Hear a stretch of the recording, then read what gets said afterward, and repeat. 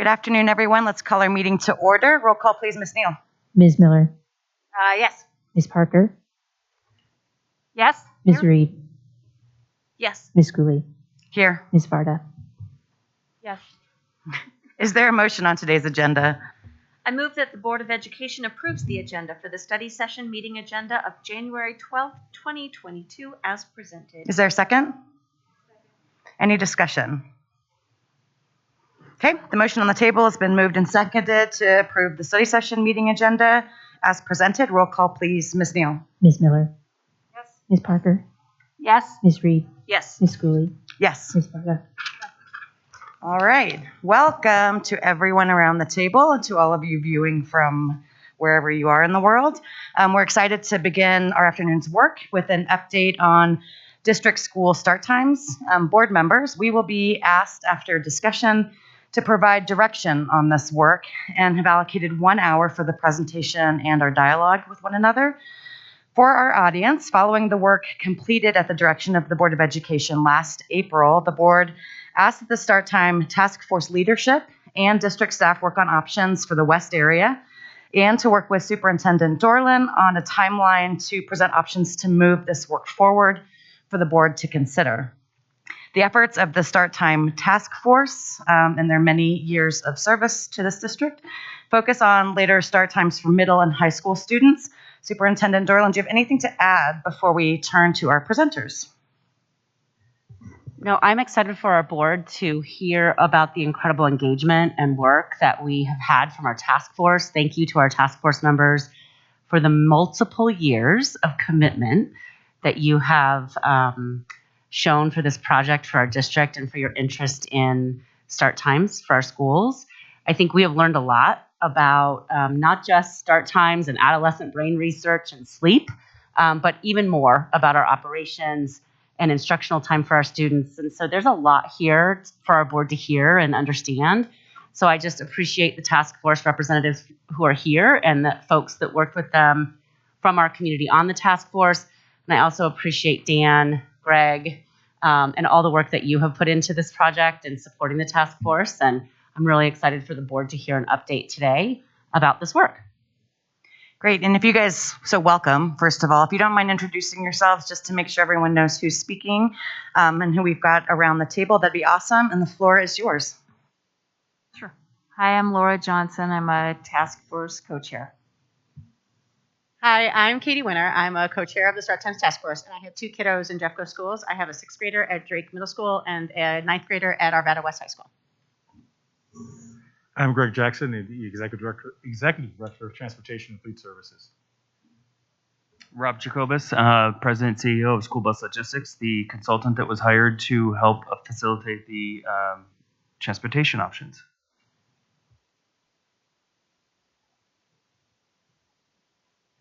Good afternoon. I'm sorry, I'm still transitioning from my last meeting. Hello, I'm Renee Nicothodis. I work as Chief of Schools for Elementary. Good to see you all. And good afternoon, members of the board. I'm Dan Cohan. I'm the Chief of Schools for Secondary. I'm going to kick us off, and then I'm going to walk us through what you're going to hear today briefly, and then I'll hand it over to Tracy, and then she can provide some context, and then we'll go from there. So we are really excited to be with you today to talk about our start time work, and then hopefully have some direction moving forward. Tracy's going to start off by providing some context and some guidance, really kind of lay the groundwork for kind of where things are. And then we're going to hand it over to Laura. Laura is going to talk about briefly about the history. There's a lot of history regarding this work. I joked with principals yesterday. I said, back when I was in my 40s, back in 2016, that's when we started talking about this, right, Laura? I went back and I looked at the emails, and that's when all this started. So Laura's going to talk about that, as well as some recent work by the task force. And then Greg and Renee and I are going to talk about how this really connects to some current challenges that we're also working with the district and in our capacities, and how this might help solve some of those challenges. And then Greg is going to talk a little bit more about some transportation specifics. Katie is really going to walk us through the specifics of the proposal. So she's going to talk to us about what are we talking about, what start and end times is this going to look like. And then we'll circle back with really all of us in leadership positions, talking about the pros and cons about these various options and some other considerations for the board. And then we will all wrap it up with some possible next steps and then provide some Q&A. So Tracy, I'm going to hand it over to you. So Drew, if you could go to slide number 2, please, and then we'll provide some context. Thank you. Got it. Great. Thank you, Dan. I just want to talk a little bit on this slide about the areas of focus that I have talked with all of you about and we sort of have had guiding our work this year. So I had the opportunity this summer to sit with Dan and the task force members to learn about this work that had been going on long before I became superintendent. And as I listened to the project, the proposed solutions, and the issues that this project was trying to address for our district, I was struck by how connected it really was to some of the areas of focus I had identified for our district in terms of the work this year and my areas of exploration as a new superintendent. And in particular, I would say, focusing on how we're organized as a district to support schools is one area where this connected. How we're organized around our transportation hubs, how we're organized to make sure that we are supporting students with equitable learning experience is something that came to mind for me. The second area of focus that really, I think, aligns is this just right balance between coherence and school-based autonomy. So you will hear through the course of this presentation that we have a lot of autonomy and a lot of different types of bell schedules in Jeffco. And we're going to highlight for you some of the questions that raises for us and the issues that we think comes with that. So I think this is definitely an area where we don't have the just right balance of coherence and autonomy.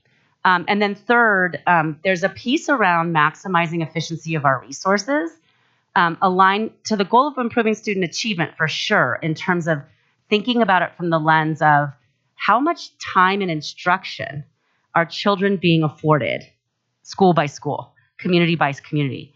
But it highlighted for me efficiency of our resources in regard to our operations. And so I have to call out and acknowledge our transportation team and the work that they have done to actually implement what we're currently doing. I am, having done this work in another district, I'm honestly absolutely amazed that Greg and his team have even pulled off the routes that we have right now and are able to provide the service to our families that we're providing, especially with the staffing challenges, but even without those.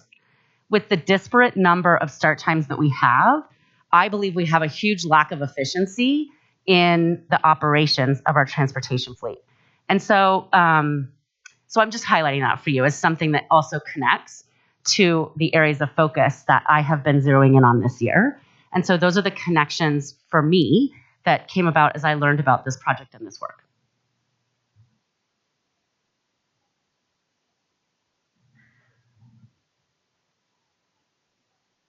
I talked already a little bit about, this consistency and coherence within the system. And I want to reiterate what we talked about with Dr. Aquino when he was here in November.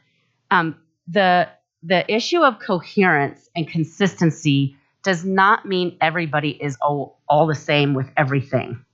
But there are parts and pieces of our work and priorities that we need to think about what are the best places for coherence. And we've talked a lot about our vast geography in this district and that there are many, many different communities we serve, from Evergreen to Edgewater and Stanley Lake to Chatfield and everything in between. And communities and principals and teachers and parents need the opportunity to be flexible in how they meet the needs of their most local community. But there really are efficiencies that can be found when we find the right places for coherence. I think this is one of them. I also believe that one of the unintended highlights that came from this work was a deeper understanding of the inequitable learning time that is available across our schools to our students. And you'll hear more about that in the presentation. It's a real concern of mine when we think about this issue from an equity lens and just a consistent experience from family to family, student to student across each of our schools. And then I would also say that there are these, I mentioned the word efficient. There are these examples of inefficiencies that currently exist. One is the instructional time for students that I've talked about. The other one that we hear often about, and I think board members have heard from parents, is lunch times. Many families are worried that their students are being rushed through eating a healthy and nutritious lunch. Our food nutrition service team and our kitchen managers, JESPA, they have all expressed concerns to me about the opportunity for students to eat the food that we're making them, and the periods are consistently inconsistent. The transportation department, again, I talked about needing to be more efficient and to improve the student and family experience and offer what I would say is a potential overall cost savings in addition to just efficiency of operations with the shortage, especially with the shortage of drivers that we have right now. And I anticipate continuing to have going into next year, even though we're working on that. And then finally, there are some opportunities in the future that I believe a more coherence in our start times can allow us to lean into. And those include student access to CTE coursework. So if we have more consistent start times, we can begin to have a conversation with our high school principals, our high school teachers about consistent daily bell schedules. So that if you want to go to a CTE course at third period is at least somewhat the same, if not exactly the same, at this high school and Bowman, for example, or Warren Tech. Sorry. And so, by the way, I know Ms. Miller's going to laugh at me, but I will tell you that this work in Adams 12, where I did it before, was CTE was a strong value in that district. I know it's a very strong value in our district. It's the right value for our students and their experience in the 21st century to have relevant learning opportunities. And we did, in my previous district, seriously consider the huge benefits that this provides for CTE programming access for kids.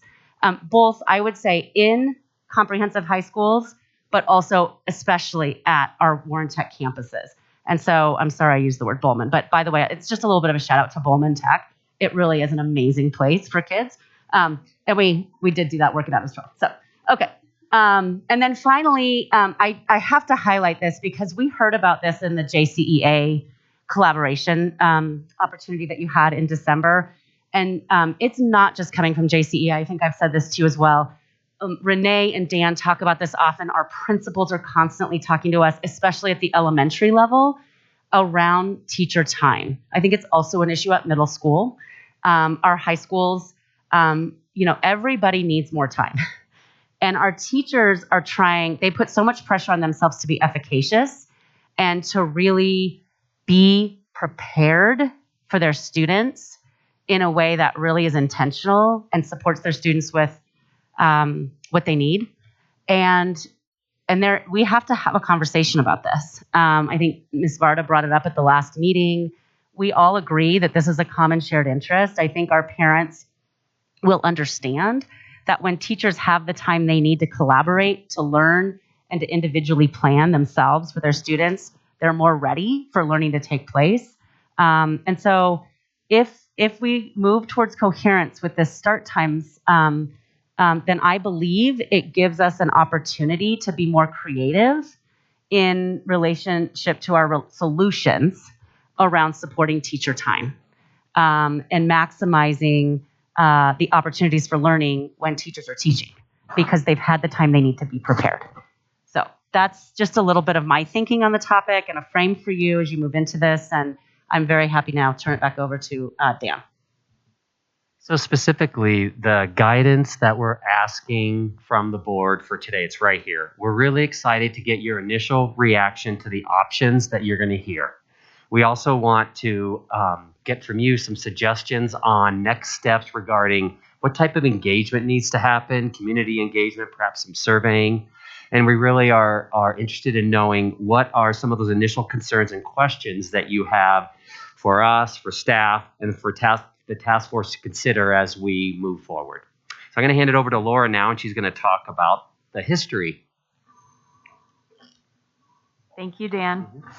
So I just wanted to say too that I do have two students in Jeffco, and I'm very grateful for their education there. And my daughter is now graduating from high school, but we've had a really wonderful Jeffco experience. So thank you for that. Regarding the Start Times Task Force, over the course of its 4-year existence, the task force has been open for members of the Jeffco community to join at any time.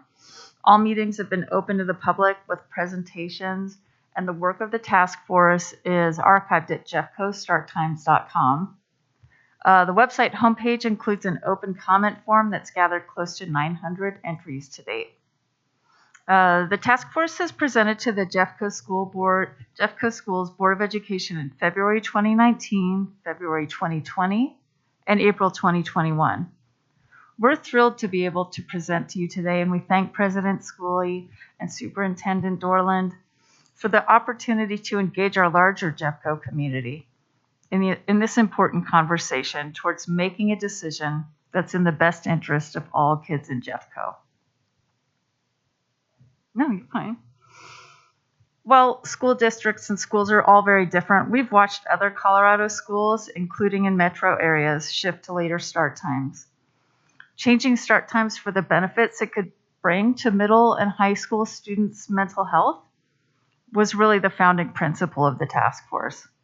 Medical professionals agree, and data provided by Dr. Lisa Metzler in her longitudinal study for the Cherry Creek School District shows a positive impact on the district making a time change in 2018.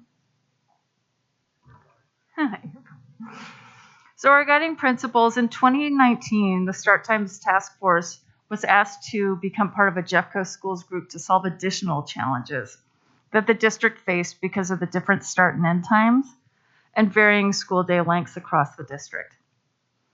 These 5 guiding principles were incorporated when developing start times change options across Jeffco schools to address the inequities across the district and help institute a systemic change to help ensure that every Jeffco student has the same opportunities for education. So what Greg and Renee and I would like to talk a little bit about are some of these challenges. You heard Superintendent Dorland mention these just a minute ago. And you mentioned, and Laura just mentioned, that we do have approximately 100 different combinations of start and end times. And you could see some of those additional challenges that we're really hoping to address. And we're actively working on those now. Variability and lengths of day. So in addition to just the start and end times, this is different. So this would be, I think there's about 30 different variations in terms of lengths of day. So if you consider when kids start school and when they end school, that's a length of day. And we have a significant number of differences across all levels. This is elementary, middle, and high. Also, Renee and I are working with our JCEA partners as well as principals and other staff, and we've come together to try to address this big issue of consistency around teacher workload. How do we define teacher workload, and then how can we try to make it more consistent? So she runs an elementary work group, and I run a secondary work group, and we're working on that. And you could see another piece of that is building in late starts or early releases as well, again, to try to provide teachers more time so that they can get the work done and prepare for their classes and work with their teams. Aligning the bell schedules would be a big piece of that. Superintendent Dorland mentioned the piece about the CTE, and it's not just the CTE programs, but also if we really want to explore sharing kids. So if a student was to attend one school, but they want some sort of a specialized class, it's really hard for that might be offered at the school down the street or even across the district. It's really hard to do that right now because of the different bell schedules and the different start and end times. And you could see some operational pieces there that Greg can talk to. Thank you for allowing me to present to you today. And it's good to see a few of you again, and also welcome to the new board members who I haven't had a chance to meet before. For transportation, for consistency, looking at this model that we put together back only 2 years ago, it was an ideal thing for us because we had the opportunity to look at reducing the number of routes we needed to operate and going off of a focus, which we call a tier system. And the tier system is where it gives us an opportunity to maximize one bus to do more. And so currently we're in a process where we are running routes that are 2-tier routes, where the ideal logistics is always around 3 tiers. And so through this structure of work and the models that Robert put together was an outstanding work, because it went from where we were currently at that time around 268 routes, and what he was modeling at the time was right about 242. And 242 was a good number that we can reach. And so we were like, if we can get to 242, there is savings from there. And it was an opportunity. And at the same time, it was helping us during that time where we were struggling to hire drivers, struggling to retain drivers. And so it was, for us, from a transportation standpoint, it's the most efficient model to do, is to have an opportunity to have consistent days and some consistent routes. And again, right now, I think the magic number that we keep saying is 110 different bell time structures. And that is a puzzle to put together every day to every year and constantly. And so if you look at Greyhound, you look at RTD, and many of these different companies, they have set schedules that are put in place, and they don't divert from that too much unless they have to for emergency purposes. However, school districts has always done the magic of we're working with whatever's going to serve the needs of our students.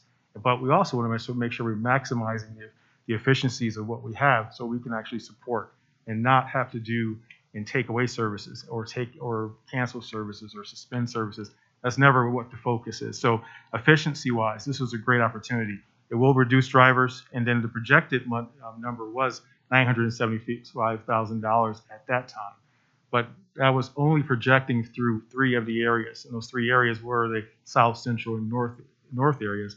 West was always the wild card because the terrain and the turnaround time was never. It was a challenge for us for turnaround and be able to be efficient. So the work that Robert's doing now, and bringing forward, is going to help to put this all together. And so, again, from an operational standpoint, these models that we are presenting to you today will be a great opportunity for us to be able to become more efficient and also help leverage our shortages right now. Sorry about that. No problem. So to what Greg said, to create the best uniformity across Jeffco's varying bell times, using the guiding principles that we created, we propose these potential start times for Jeffco schools, which would be elementary school at 7:45, ending at 2:35, high school starting at 8:15, ending at 3:30, K-8 at 8:20 a.m. start and a 3:10 end. And then middle school is at 8:55 to 3:55. You may ask why Bell Middle School has a special little asterisk, and that is because, as to what Greg alluded, they are somewhere in between into the canyons and the mountain areas, and so they need to stay on the same tier as Golden High School to achieve the guiding principles and having the same length of day as their counterparts at other middle schools. Go ahead, Dan. You may also ask if district-wide programs have been figured in the model, and they have. We also took a look at and applied the principles to Miller Lighthouse, Sobeski Academy, McLean, and Warren Tech schools. As Greg mentioned, when Rob went to work and worked really hard with our Jeffco transportation staff, who would be remiss not to mention as being a key component to this in their work as teamwork with our outside vendor here. It was somewhat simple to apply those guiding principles to the North Central and South bus terminals. The schedule was worked. The guiding principles were all adhered to, as you can see. And as Greg mentioned, there was a potential at that time using the 2019-2020 routes to create a savings of almost $1 million, so $975,000 per year, while keeping K through 12 students not on the same bus. So we met all of our markers when we applied these principles to North, South, and Central bus terminals. But then as we got to the West, things got a little bit interesting and a little bit different. As you can see here on this slide, even with 3 different variations of length of day, we created additional unintended consequences and adverse impacts on our population. So as you can see, for example, if we had tried an 8 o'clock a.m. elementary start, we would have grades K through 12 riding on the same buses. then that would create a 90-minute potential 90-minute trip in the Conifer area. Students being dropped off 30 minutes before school started at elementary schools, and some middle and high school students needing to wait to be picked up after school. Same thing with even if we tried 7:45 or 9:30 for the West area for our Conifer and Evergreen families specifically. Students K-12 would not be riding on the same bus, but we still have the same adverse impacts to time with length of ride and pickup times. So the West, then you may say, well, why is that? And as Greg said, and as Rob helped to further educate us, the topography and the terrain of our Conifer and Evergreen service areas are so unlike any other in our large and diverse district. So therefore, in April of 2021, our Board of Education at the time asked us to go back to the drawing board and take a look at equitable options for the West area, and if there was any other efficiencies or creative solutions that could be determined for the West. And that's when we came to, or with Rob's guidance and professional advice from other districts across the country, the idea of implementing the hub stops for Jeffco in the West area, which is Conifer and Evergreen. What this would mean is that instead of having our buses traverse into the canyon areas and going door to door stops, we would ask our families to come and gather at a central location in the morning for middle and high school students for going to school, and then in the afternoon for our elementary students. By creating hub stops, we can have that standardized start and end to schools. We can also have that standardized length of day, and we can also present this as a cost-neutral solution with the partnership of our families. The only one thing to note about this is that if an elementary student cannot be picked up at a hub stop in the afternoon, they can stay on the bus and go and complete middle school and high school stops, and therefore they will be on the same bus with older students, but those older students may be their brothers and sisters and siblings who are going to the same drop-off location. So again, the West area, it has a different processes, but as you can see, the times now align more closely to their counterparts in the North, Central, and South areas. We would be absolutely, did you want to say something, Tracy? I just want to, can you just clarify that this is like brand new Oh, so sorry. from work that's been done, and just kind of explain Yeah, the sure. timeline a little bit? Yeah, absolutely. No worries. So yeah, so as we said, April of 2021, we knew the West was going to need a little bit more work, and so Rob and his team worked with Greg's team to develop the hub stop proposal, which was brought to us and the district and the task force probably about November, December of this past year. So this has truly, Rob's team and Greg's team worked really, really hard around this, but literally some of the work that's been done to date has not been fully vetted with our Jeffco staff. So we have not had a chance. You might have some questions about hub stops. How many are there? Where are they located? How long will the ride be? We don't know yet because Greg's team and Rob's team haven't had a chance to work through those assumption sets. But it is something that is an idea, and they can answer, of course, more of your questions if you have them. But just to answer the newness part of it is that we do have a set of assumptions around this because we have not had the chance to really dive into the work. And that's why your reports are also from August of 2020 with a little addendum about hub stops from December of 2021. Better? Good? So therefore, we have ended where we are today. We would be remiss not to really thank and appreciate the work of our Jeffco Schools transportation staff. We always have known on the task force that we lacked bus drivers. We lacked bus drivers in 2018, and I'm quite positive we lacked bus drivers the year before that. It's really been because our transportation staff has worked so hard to protect and keep our services optimal for families. We never felt the hurt until this year. I never saw as a parent mid-year cuts to transportation. And so it really is a testament to our transportation staff to provide this service. And moving forward, we know they are critical and integral to this work. But we're really excited today to galvanize around this problem and talk about potential solutions. This group has always been community-driven and parent-led. And we know you want to make evidence-based decisions in your policy and also data-based decisions.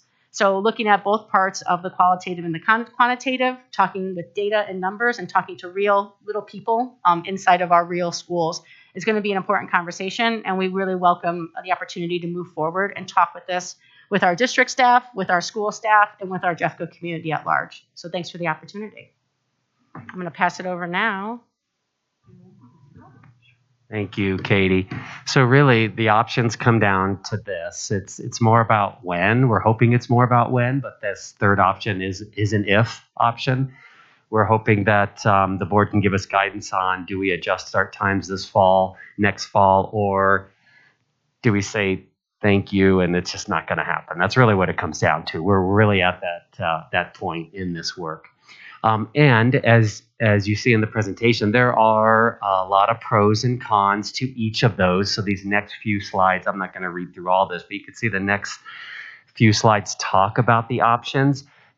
Summarizing these, it really comes down to, especially between option 1 and 2, it really comes down to time for planning, time to address the challenges, time for community and staff engagement, time to consider workload issues, and then time around that implementation model. And then, of course, that last option is more, we as the Start Time Task Force don't see a lot of pros for that one. So that you can see that clearly articulated on the slide. And so teasing that out a little bit more regarding options 1 and 2, you can see that when I mentioned this, it really comes down to between those two is the time for that community engagement and decision making. And so that's what those two columns are meant to highlight there. And you can see where we tried to lay out sort of a rough timeline of depending on if we had guidance to pursue option 1, then you could see that on the left column, some of the things that we would need to do and when. And then you could see really the same to-dos on column 2, but we would have a lot more time to build that out. And so that brings us to our last slide, which is around next steps and how do we move forward. So we're here today talking to you about these options and about and eager to address your questions. And then you could see some possible next steps depending on the direction that we receive from the board. And then that ends it, unless teammates, if there's anything I missed, we're excited to address some of your questions. Can I add one thing? Please. I just I want to say that depending upon the options and your discussion here this evening, the longer we have to understand and remove challenges and barriers that might come with this change for families, the better. And so having a runway to really understand what might be an issue for a family if we do make this change and being able to problem solve that as a staff is really important to me. And the more time we have to do that in terms of like now versus end of February or March decision is important. Even just a few weeks can make a big difference in terms of digging into what could be some of the challenges and how do we address those challenges and support families through. So I just want to put that on the table for the board to consider as you begin your conversation. Great, thank you. And I didn't want to not include you in the conversation. Are you all good? Are you okay? Awesome. I'd feel rude if I didn't ask. So, board, we have about 20 minutes or so to be able to ask questions, to clarify, to dialogue, and then going back ultimately to slide 4 to be able to provide very concrete direction. This has been a conversation that has been in the works, and if anyone has not gone onto the Start Times Task Force website and looked at the research, the data, the parent surveys, there's a lot of information that this team collectively has done in terms of depth in understanding what the challenges are, what the benefits would be of creating a change, and what some of the possibilities are. And so my gratitude for having such a robust set of information for us to be able to make good decisions moving forward. I also want to just recognize that this is a heavy lift, and we are in a year where people are maxed out in a lot of ways. So I would just want to say it out loud to recognize that it's not with a sort of light sense of everyone's got abundant free time to be able to engage in additional work for folks. And to me, this is, and I'll just show my perspective on it, a very clear example of, for a multitude of reasons, how we make decisions that are child-focused, and then we do the work needed to remove barriers for the adult problems. But this is really addressing in so many ways some inequities that it's a clear way in which we focus on children. So I'm going to open it up for questions and dialogue, and then we will spend about the last 5 minutes making sure that our superintendent has and the team has what they need to move forward. Who would like to begin? After my diatribe, go ahead, Ms. So, having been a high school teacher for 30 years, if I could have made this happen 30 years ago, I would have. Being able to see, for example, year after year, we would do the SAT with the juniors, and then I would have my sophomores and freshmen come in the afternoon. Kids that I had at 7:30 in the morning were completely different kids at 12:30 in the afternoon. They were awake. They were engaged. Class discussions were so much more dynamic. Even seeing those kids come in, we'd have a little bit later start on the days that they took the CMAS. And even seeing the difference in their level, in their energy level when they were coming in at 8:30 was tremendous. And when I was an educator, I found myself often saying that I would believe that this district genuinely cared about student achievement when they made start times later for high school students and middle school students. So this is something that is backed by research that I can tell you I have seen anecdotally, but I have seen it year after year after year. I deeply appreciate the work that has been done here. You guys are amazing. You've thought of things I would never have thought of, but that are critically important. I just cannot say strongly enough how much I support this, and the sooner we do it, the better as far as I'm concerned. Thank you, Ms. Reed. Who'd like to go next? Go ahead, Ms. Parker. I just want to say you had me at hello. I am so impressed at the work that you've done, and I know how long it's gone on. And I 100% agree with Ms. Reed. Having had teenage children going through school, I understand the difference in a kid in the early mornings and in the afternoon. I have a couple of questions. One of them is, I noticed that the high school start times are earlier than the middle school start times. Was there a reason, a thought in that order? I think a lot of it had to do with the length of day. That extra 15 minutes, stacking up the times in the afternoon, really helped with the logistics of setting up the bus routes. And also too, balancing out the total number of runs for middle school and K-8 schools versus high schools. So the exercise called for how many. It was a numbers game at that point. How can we stack up the routes to reduce the overall need for the bell times? Okay, thanks. Just to add into it was capacities built also from that. And so you had a higher ridership when it comes to the middle school level, and you had a smaller ridership with your high school level. So when Robert was trying to balance out the differences of of how the differences of times, he had to do one different than the other just to be able to, for capacities and ridership. Ms. Parker, I just wanted to add that one thing we've heard consistently through this is, well, so-and-so has done it, and this person, this district has done it. And we really think that it's super important to ground ourselves in a solution that is made for Jeffco, by Jeffco, and works in Jeffco. We learned very quickly with the West area, it really is about our roads. It's about, Jeffco Schools is doing the best that we can with the resources we have allocated to us. And we also have to acknowledge that we are not like Denver and we are not like Boulder. And so a lot of these things, if there's a comparative point to say, well, what about my friend at so-and-so, or what about such and such? We are really grounded in everything that was built here was built for Jeffco. And then therefore, that's why it's so important to go out to our community and have these conversations to understand maybe where this doesn't work for a family. Like they just mentioned routes, and it's a numbers game. But we also acknowledge that there are people with little people and big people. And that's kind of where we've come together at this point where we've landed with, we're ready to engage the community and we're ready to see what potential things could come from this benefits, opportunities, and also potential weaknesses for Jeffco. Also, I have two grandchildren up in the western area, up in Conifer, Evergreen area. Do you feel that you got enough feedback from the parents up there about the hub idea?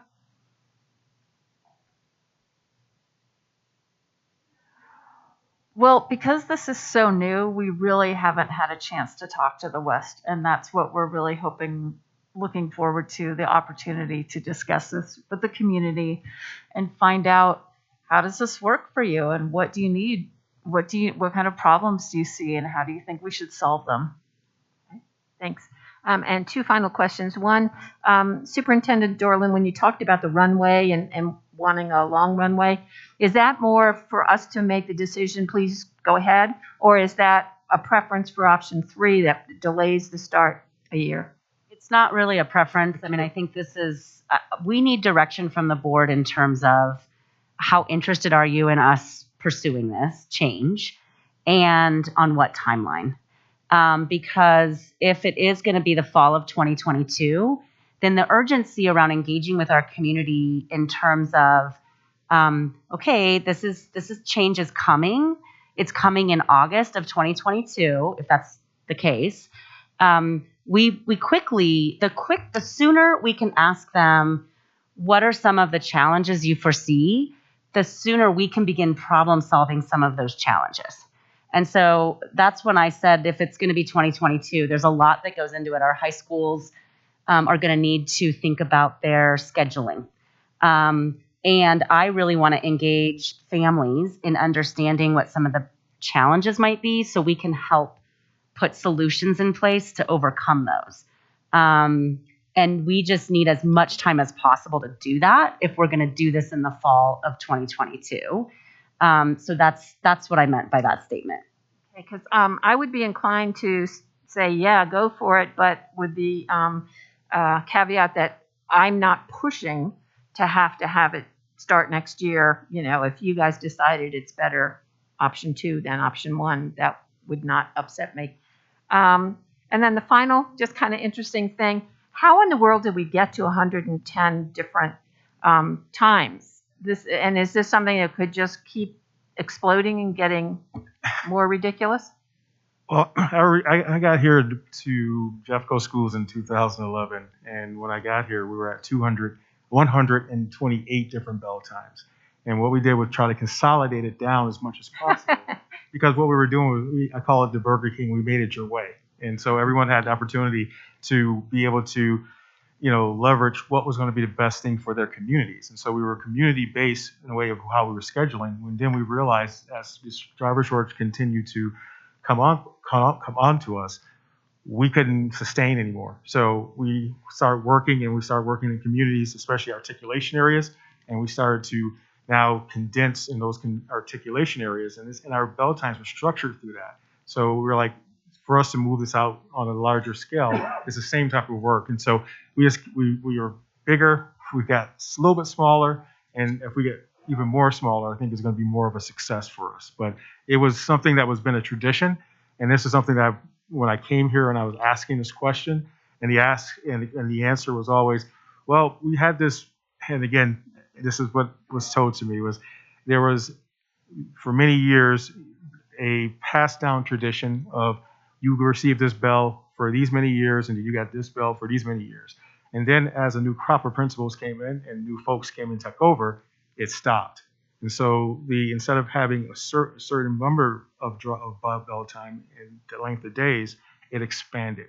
And then it kept expanding. And so every year we would average around 5 to 10 different bell time requests to try to see what we can do. And we brought people in, and we had this big puzzle. And so we showed every existing bell time and where we can fit things at, and we just move things around.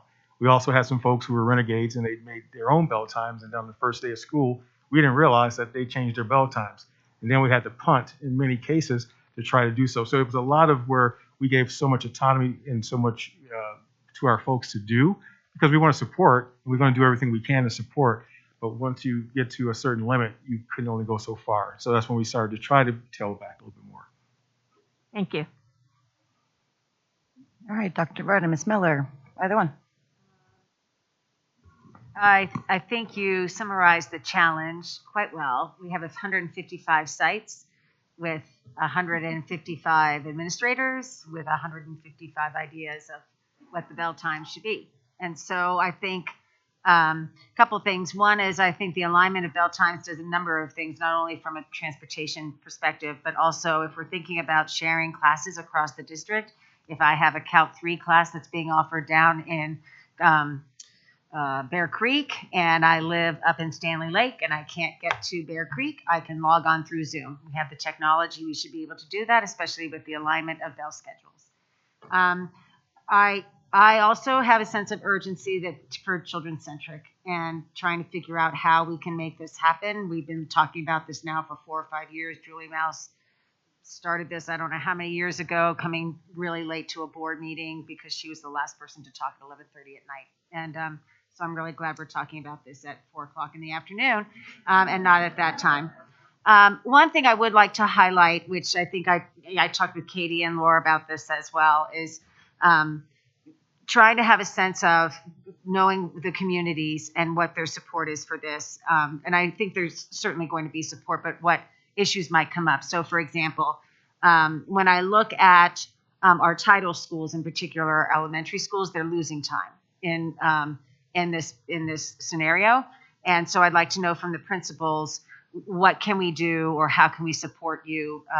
Is that a big deal for us to be losing that time, that 10 or 5 minutes, whatever that looks like? Because I don't want to have losing time for our title schools, in particular if that's a really concentrated area of opportunity for children.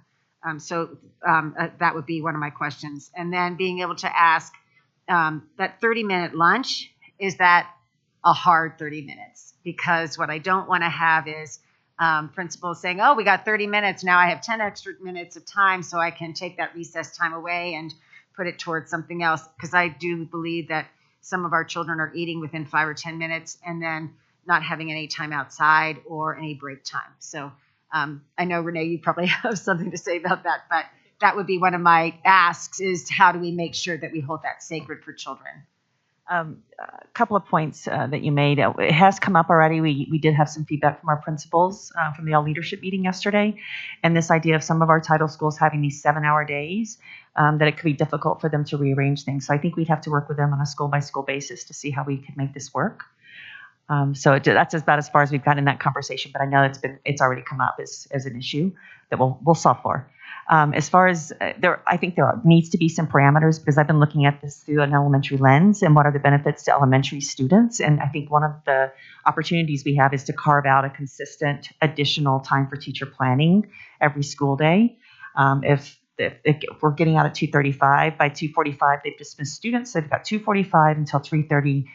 If the teacher contract day is 7:30 to 3:30, and we can ensure that the teacher workday then becomes 7:30 to 3:30, and they have that consistent 45-minute block of time after school for teacher planning. But if they start moving things up in the mornings and then moving lunch back in the afternoon, the parameters we've been talking about with community superintendents have been we cannot sacrifice what we're trying to do by making adjustments once we set this in place, that we have to guarantee the 6.5-hour day, that we don't want to take away from instructional time. We can modify within the blocks that are set, but we can't allow principals to start taking away some of those minutes. So we're already setting some, I think, parameters around that so that doesn't happen.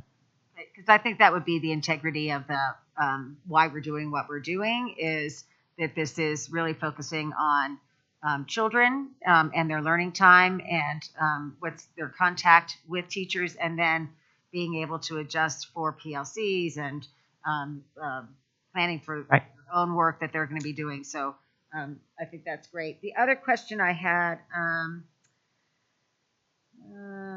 when you were talking about the different opportunities in the mountain area with the hubs, that would be one of the big things I think we do have to get an understanding about, the appetite and how we could handle that and address the issues of the little ones and the older ones. And then the other question for me would be Enroll Jeffco. We've already opened the door for Enroll Jeffco and people have signed up. And so they've already said, I'm going to this school. And some, I know, choose the school because of start time. So we'd have to, if we're going to do it for 22, 23, 2023. We'd have to figure out how that would work for those people that have already signed up, and or with the longer runway, do we have a little bit more flex for the 23, 24? But I would love it. I just want Jill to clarify because of the recent worldwide issues with some of our security and us shutting some things down and delaying that process. I want Jill to just clarify for all of us when that window is now. Have we had those issues, Tracy? Yeah, so thank you, Tracy. Hi, everybody. I'm Jill Edbeck, Chief Information Officer. As Tracy mentioned, we had a security vulnerability that we needed to mitigate with many of our IT-supported systems. And because of that vulnerability, we needed some time and pushed enrollment to the period of January 10th through January 28th. So we are right in the middle right now of that enrollment period, and we're seeing lots of enrollments come in. Just a reminder that just because somebody is out there and able to enroll, like the 20,000 that we've seen already, does not guarantee any type of spot in line. It's a lottery process for all of those individuals throughout the entire enrollment period.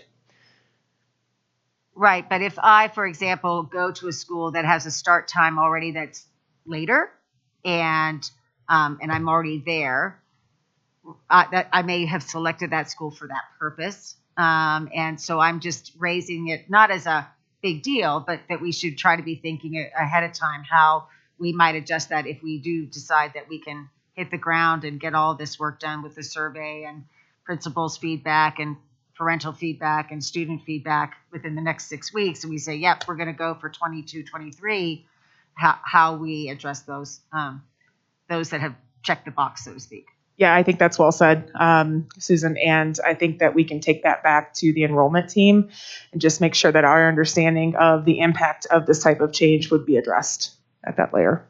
Thank you very much. Sure. May I jump in for a second about the hub stops? I will speak a little bit for the West on the hub stops, just because I feel like if people understand what it took to get to that spot, and I think that's going to be really important in the communication going forward. Because if I were to say, hey, I'm going to change your kid's start time, it's going to be 10 minutes earlier, they're going to go, what?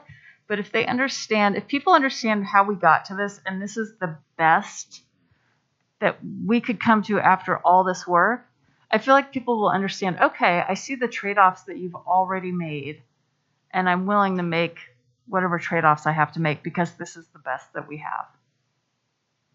Can I add something in also? Is when we were discussing this and our follow-up on this is where I came from Boulder Valley prior to here. And so we had mountain communities, and we were always trying to leverage how we can actually transport more. And so one thing that was brought up earlier is that a lot of these communities in the mountain-based communities are very close, and these students are growing up with each other. They're not just siblings, but they're neighbors and friends who are like siblings and families. So we were able to leverage our bells in Boulder when I was there many years ago. I won't say how many years, but many years ago, and it was an opportunity where we were picking up elementary and high school together at one point, and it wasn't a problem, and it was actually great. Most behaved buses I think we had when at the time without cameras. And it was a situation where they were able to work, and the parents bought into at least the communication when you actually engage with them to say, hey, I'm going to educate you on why we're doing this and what we need to do. And that was what they needed to know, was the education portion of it, and not just we're going to do something just to, because it's going to give us a later time for our high school students or our middle school students or elementary students. So we were bringing students off of Flagstaff and a few these other mountain canyons up there, and we were bringing them down together. So in the afternoon, I was taking high school up at elementary, and in the morning, I was bringing elementary and middle school down together. And it was the only way that I can leverage on capacities and get full capacities, but it was also ran very smooth. Then we had taking care of our daycare issues, because that was one of the biggest questions we had when we were up there was, who's going to watch my little one when their schools are ending at this time? And, well, I'm picking up Boulder High School, and I'm swinging by, and I'm picking up Foothills Elementary, and I'm taking that group up together. And now that group and that community is very close-knit, so it was very easy for them to be able to buy into that situation. So we've seen this, and the hubs are something where I know there was concerns about length of rides. This should shorten our length of rides because now we're going to a direct hub and have a quicker turnaround to come back. So that was one of the biggest challenges when we first did this, is that we had over an hour and a half on some of the turnarounds, or we had between an hour to an hour and a half on the turnaround. And that's too long to be able to have that stretch of time between the different levels. And because we have 3 levels, we were trying to make sure we were maximizing the capacities, because our rides and our capacities right now are very low. And we want to maximize that bus and use it as much as possible. But again, we're going to actually need to educate and have that conversation with those communities. Okay, thank you. Ms. I Miller, was did you? just going to chime in that I do know when I lived up in Genesee, the conversation for people who in Genesee who were going to go to Evergreen High School, there was a hub stop at the Home Depot. So that if you wanted to go over to Evergreen, but you weren't, you wanted to catch the bus, there was that hub. So it's not that it's not uncommon or unknown or foreign, because I think up in the mountains, people do realize that there's a need for best practice of how we get our kids around. So it should be something that is familiar enough to start the conversation, I think, and explain it as you just did. So thank you very much for that. Great, thanks, Ms. Miller. Dr. Berta. I also feel very supportive about this. On the topic of start times, it seems like there's 2. One is, do we standardize them? And the second one is, do we do a late start and switch the levels around? It seems to be a no-brainer to do a standardized start time for all the reasons that you all have mentioned. I just had, these are a little bit in the weeds, but Tracy Superintendent Dorland talked a lot about the number of periods being aligned. So does this mean that along with this would come a standardized number of periods across different schools? Because isn't that another issue that we deal with? Do you want to start? If I could, Yep. yeah. He does. No. I guess the short answer is no. And I say that a little bit tongue in cheek as a former high school principal myself. We're hoping that, I think I'm speaking for them, that this would be some defined autonomy. So here's your start and end time, but within the confines of that, based on the needs of your kids and your community, you'd have flexibility in that. That would be my quick answer to that question. Assumed that was the answer. I just think it's messaging that I do want to mention, though, however, as Ms. Miller and even I talked about earlier, there has to be some limits to that, because if we are going to solve one of these challenges, which we talked about allowing kids that might be able to take classes at other schools, there has to be some defined autonomy within that, because otherwise, kind of like we have right now with the Warren Tech situation, it makes it very complicated to be able to take classes at your home school and at Warren Tech, depending on the schedule you have. So I believe what Superintendent Dorland is going to talk about is maybe there's some sort of a range or some options that schools could choose from. Thanks, Dan. I do want to jump in just because I geeked out on this for a really long time in my previous district with high school principals. In my previous district, we had 5 comprehensive high schools and 2 CTE campuses. And we did align the daily bell schedule. And it made a huge difference in terms of being able to offer those CTE courses, because we would put some core content in the CTE campuses so kids could be in a campus for 2 periods and not lose out on some core stuff that they needed, while at the same time having access to unique programming by CTE. I think it's much easier to do that in a district that has 5 comprehensive high schools than a district that has 18, right? And so I want to be really clear that this issue, these added opportunities that we can talk about, like teacher time that Renee was mentioning, CTE access, just changing start times in either 2022 or 2023 doesn't solve those things. What it does is it gives us a foundation upon which to have the conversations in relation to the question you're asking. So if we had a common start and end time, then we have the conversation about what does the in-between look like across all of these high school campuses. And what I don't want to do is make decisions that put really important programming at risk. So for example, Mr. Torr at Bear Creek High School has shared with me some work that he's doing to address the needs of his male Latino students who are behind in terms of their graduation credits and need additional supports. he has basically scheduled a lot of his school day around the needs of those students. That's exactly what we want schools doing in order to meet the needs of our most at-risk students. And it's working really well at Bear Creek. So I don't want to come out and say, and we're going to align completely every single daily schedule without understanding the implications of some of those decisions. Now, the way it played out in my previous district was we all agreed that this would be the period schedule, but some schools still ran a block schedule and did 2 of those periods together to do some of the creative programming for certain groups of kids that they knew was important. There are ways to get it done and to find coherence. I don't know across 18 sites if we'll get it as tight as what we were able to do in my previous district with 5 high schools, but I think this coherence in just start and end allows us to begin those conversations and work on it with our families, with our principals, with our teachers over time.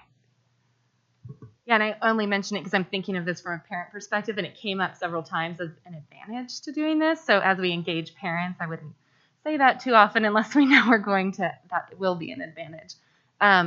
Along those lines, so Warren Tech, though, is not aligned with the other high schools. It had an 8:50 start time. I was curious, wouldn't that make sense to align Warren Tech with the high school start time? The district-wide schools were put on a later start time because of the length of time that they've got to service the entire district. So from a pairing perspective for the transportation, all district-wide special ed programs, Warren Tech were put on a later start time just so that we could pair those with other schools. So that makes sense. Just along the lines of people being able to go to Warren Tech to take classes, it doesn't align. So anyway, obviously, it doesn't make as much sense. This was actually this actually would help us to be able, because currently we're not providing morning service to all our high schools. This will actually expand it by having that different time that now we can offer it to every high school. So now it does become an equity thing. So we have some schools that were using RTD and some that were getting yellow bus because of how our fits of our times were during these prime times. Now we can actually be able to do so with that offset time. And then we go back and we do the afternoon portion of it, which now help us to be able to tier in the afternoon at the dismissal to be able to still service other schools, which is the elementary and middle school levels, especially in our west area that have to come the furthest to come down to be able to do that. And now they can actually not just use that bus for one purpose. Now we can use it for 2 purposes, potentially 3, depending on how we're leveraging the capacities.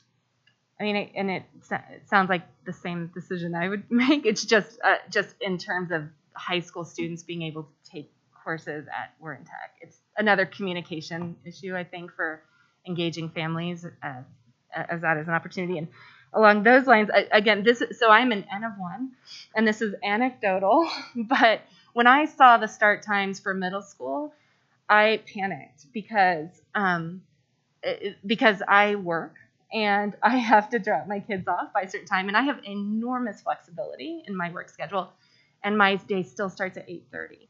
So none of my kids go to school that late at any level. So to start a school day at 8, to have to drop kids off for a school day at 8:55, I literally was like, oh no, like how am I going to manage that? So I'm one person, and this is more from my parent perspective, but it's a much later time than I think most of our schools start now. I would just want to consider that in terms of how parents are going to manage that who work and start at 8 or 8:30. It's just pushing it pretty far, it seems like. And we don't have to comment on it. I actually think it's important just to address. I mean, I think it's a great point. I think it's an example of a challenge that we need to think about and how to help parents solve it. Mm-hmm. So this same thing came up in my previous district, and we actually, we did we created a childcare opportunity in our middle schools in the morning. And so parents could drop off early if they needed to. I believe what they've found, and we can connect back with Adams 12 to just see what they've learned from that over the implementation of the last year and a half. Most families maybe took them up on it at the beginning, but then realized pretty quickly that their middle school students were going to be okay and independent in the morning and started taking the bus, honestly. So, For example, we don't have a bus option. yeah, and if you don't have a bus option, then that's a whole other issue. So Yeah. difficult for her to. Yep. And so, but I do think some families are still taking that option, and we can check in with that district in terms of how they're managing that today and the lessons learned. But that's just an example of the work that my team's going to have to do to really help our families. And I want to understand what those challenges are. So I think it's a good example. And I think there are ways to support some of the challenges and barriers. We just have to understand what they are and then start working towards solutions. Okay, so then just two really quick things on that. Well, just to add a little bit on that too, like I think we hear a ton. The science says that when a late start time is better for kids, and what we really mean are the science says it's better for older kids to start later. So if I didn't have older kids and I was told my elementary school kids had to go early, but the science says late start times are better, it's just another one of those things. I wouldn't understand it as a parent. I would be like, now my kids go in at 8:20 right now. So why are they going at 7:45 if late start times are good for kids? That's just another one of those things.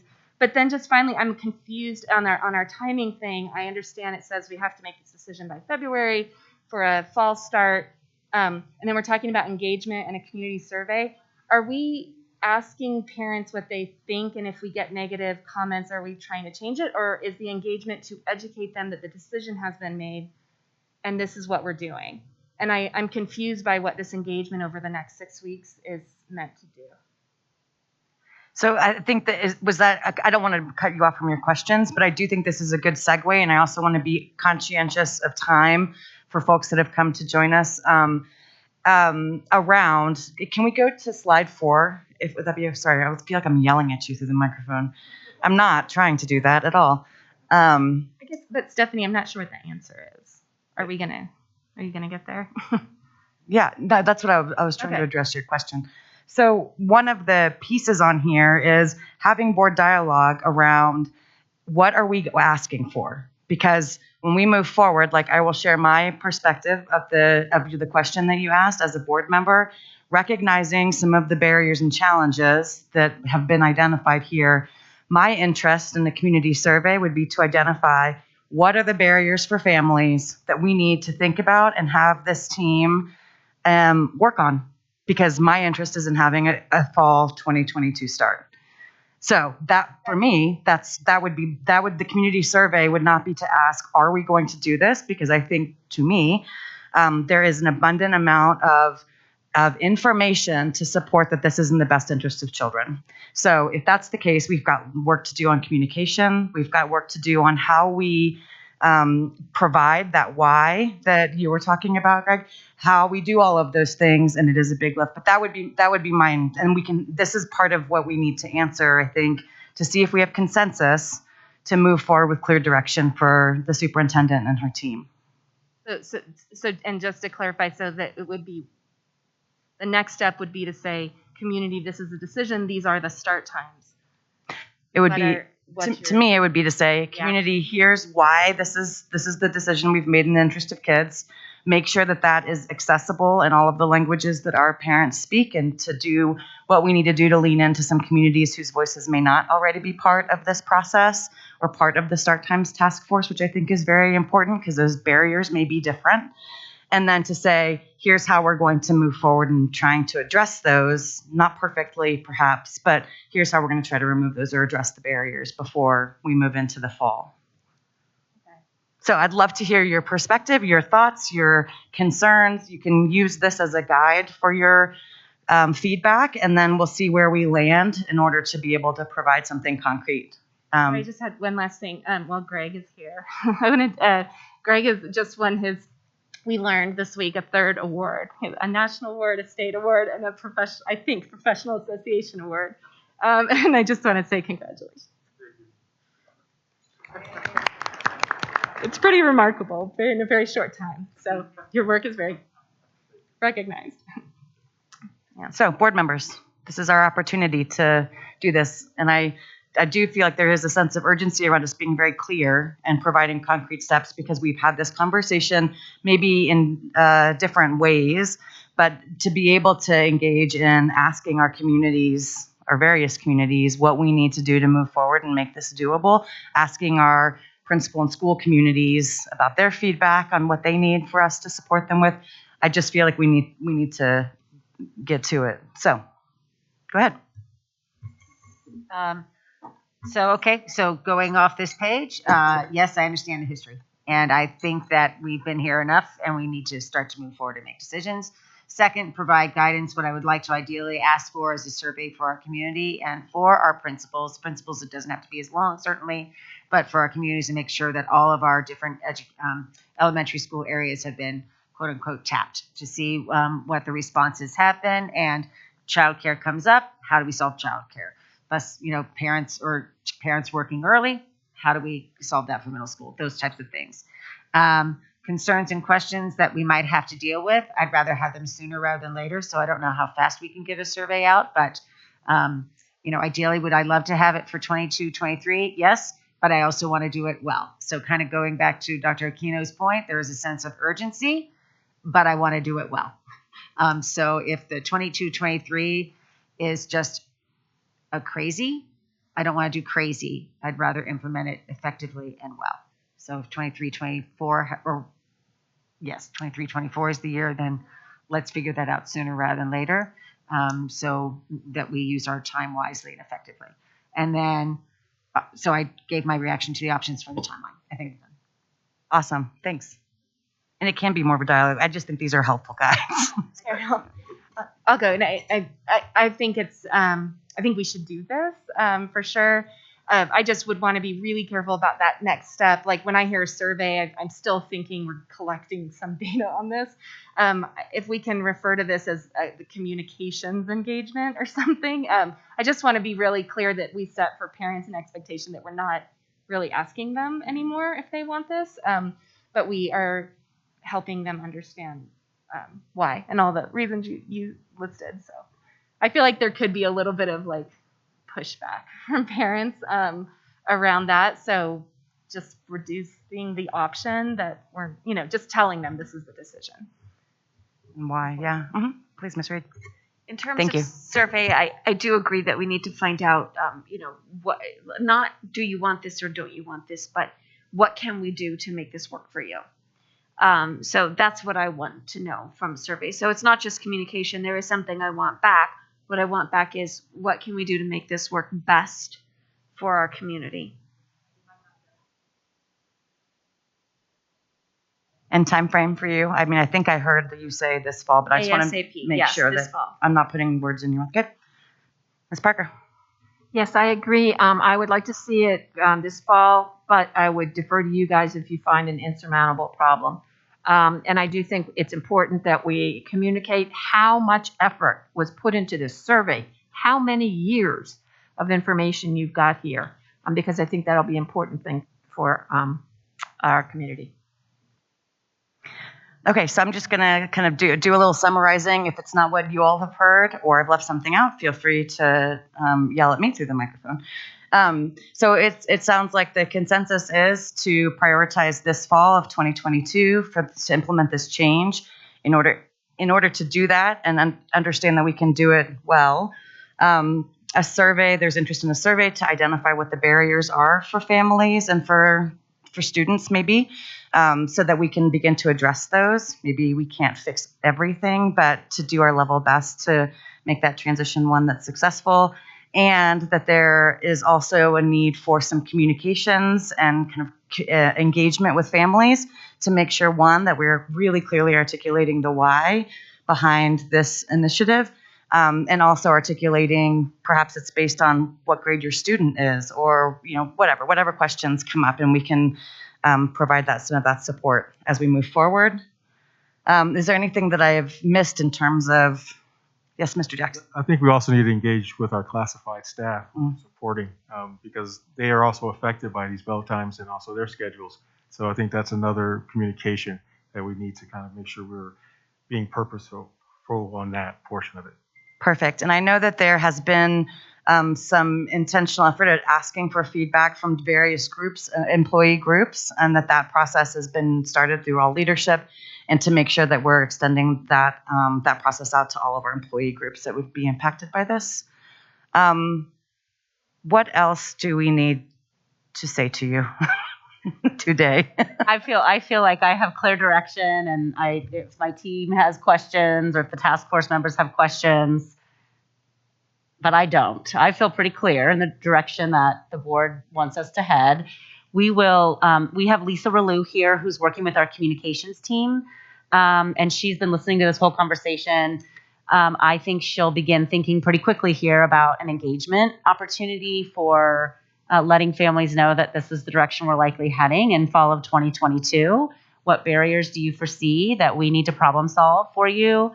And then getting going on trying to problem solve and make sure that we're aware of those issues. And I think really putting some intentional effort into our communities that are not as resourced for solving their own problems, and making sure that we're doing what we need to do to support those families in particular, but all families, and hearing their concerns along the way and addressing their concerns through creative solutions.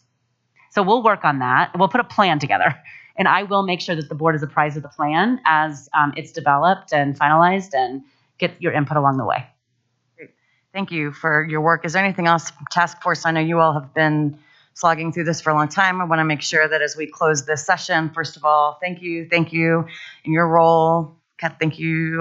Thank you. I want to thank everybody, but we do want to say, of course, one of the things that's great about Jeffco is we're going to have this conversation and collaboratively discuss this. And if we would be optimistic, and I'd be remiss not to say the task force would love it in 2022. Mm-hmm. But in conversations with our district staff, our school leadership, to the points that are brought up earlier by board members, if we really want to do this well, we need to keep those doors open. We need to keep this conversation open, that we have an ideal goal, but we also need to be honest and transparent and open with each other, so that we can do this and do this well for our community. So we're so thrilled to hear that we have a go forward, but with Greg mentioning his team and all the challenges our administrators have faced and our families have faced, we would absolutely love for really good, open, transparent, and honest communication so we can make great decisions for all kids in our community.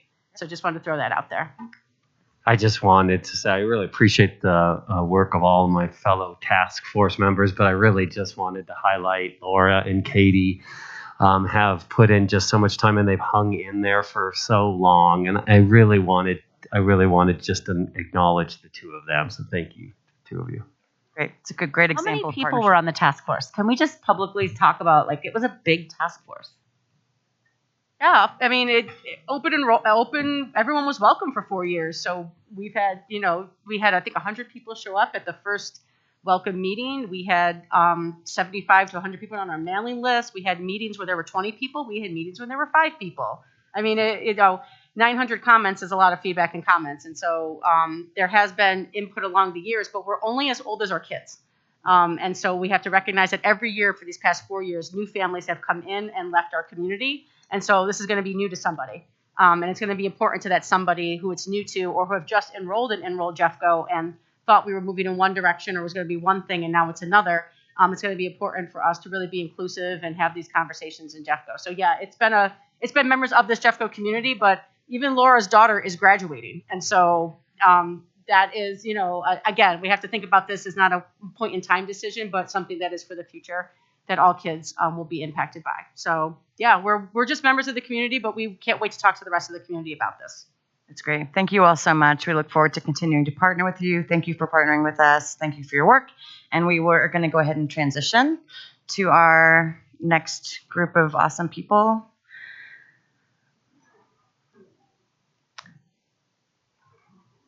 Okay, sure. I'll talk slow.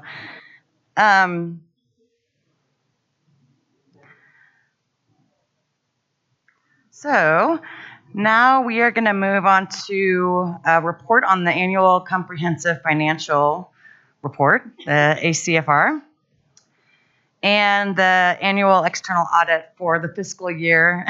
Everyone's leaving me. No, I'm just kidding. Sorry. Okay. So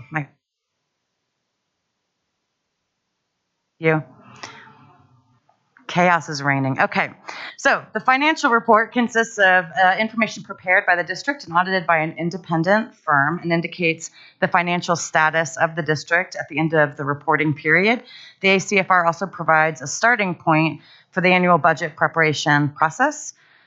For the 2020-2021 fiscal year, the single audit is not included within this report due to delays in release of audit guidance by the Office of Management and Budget, OMB, for the coronavirus relief funds, the CRF. The single audit was not completed at the time of publishing the ACFR and will be published as a standalone document. Board members, we have allocated 30 minutes to have this conversation. And I'll let you all introduce yourselves. Superintendent Dorland, before they do so, do you have anything to add? Nope, I appreciate all the work that has gone into this, and we'll hand it over to our CFO, Brenna Copeland. Thank you. Hello, board members. Excited to see you this evening, and want to introduce on my left Paul Niedermuller, who is with Clifton Larson Allen. They are our external auditors. And on my right is Lisa Anderson, our current controller within the district, who was instrumental in helping to prepare the audit materials for our auditors and our financial statements. So I just want to quickly give you a rundown of the history here before I turn it over to Paul. November 10th, I'm taking us back to November 10th. We presented the Q4 results for last fiscal year. And that was really the meeting where we talked about the nuts and bolts of here's how much we spent in FY21, et cetera. You also got to dialogue with our Financial Oversight Committee, which, as you know, spends time with us almost monthly to really dig into our financials. November 30th, you received a draft of our annual comprehensive financial report. On December 6th, we finalized the annual comprehensive financial report, including the letter from the auditors, and we posted it on our website and notified you all that it was up there. On December 9th, you approved, thank you, our submission of a request to the state auditor's office with a CC to CDE. Don't say that too many times fast, to allow us extra time to complete the single audit per the comments you just referenced, President Schooley. And then on December 14th, our audit committee, which includes members Miller and Varda, had the opportunity to meet again with Paul and members of staff, although members of staff did leave the meeting briefly, which is one of the component parts of the mandate and the policy around the Audit Oversight Committee. And the subject of that meeting was entirely the audit. Well, I think we may have covered one or two other things, but it was an in-depth review with two of the board members and one member of FOC. So that brings us to today, where Paul is really going to do the bulk of the talking, and you guys can ask him all kinds of questions. Lisa and I are here to answer any questions you may have for staff. But this is your chance to hear more about the audit process. What are the types of things Paul was checking for? What did he find, et cetera. Lastly, you have your own copies of this wonderful document.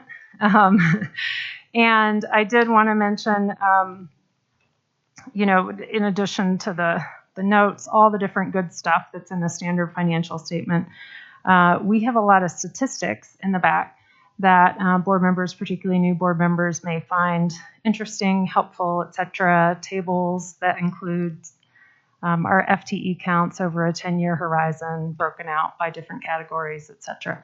So there's all kinds of goodies buried in here.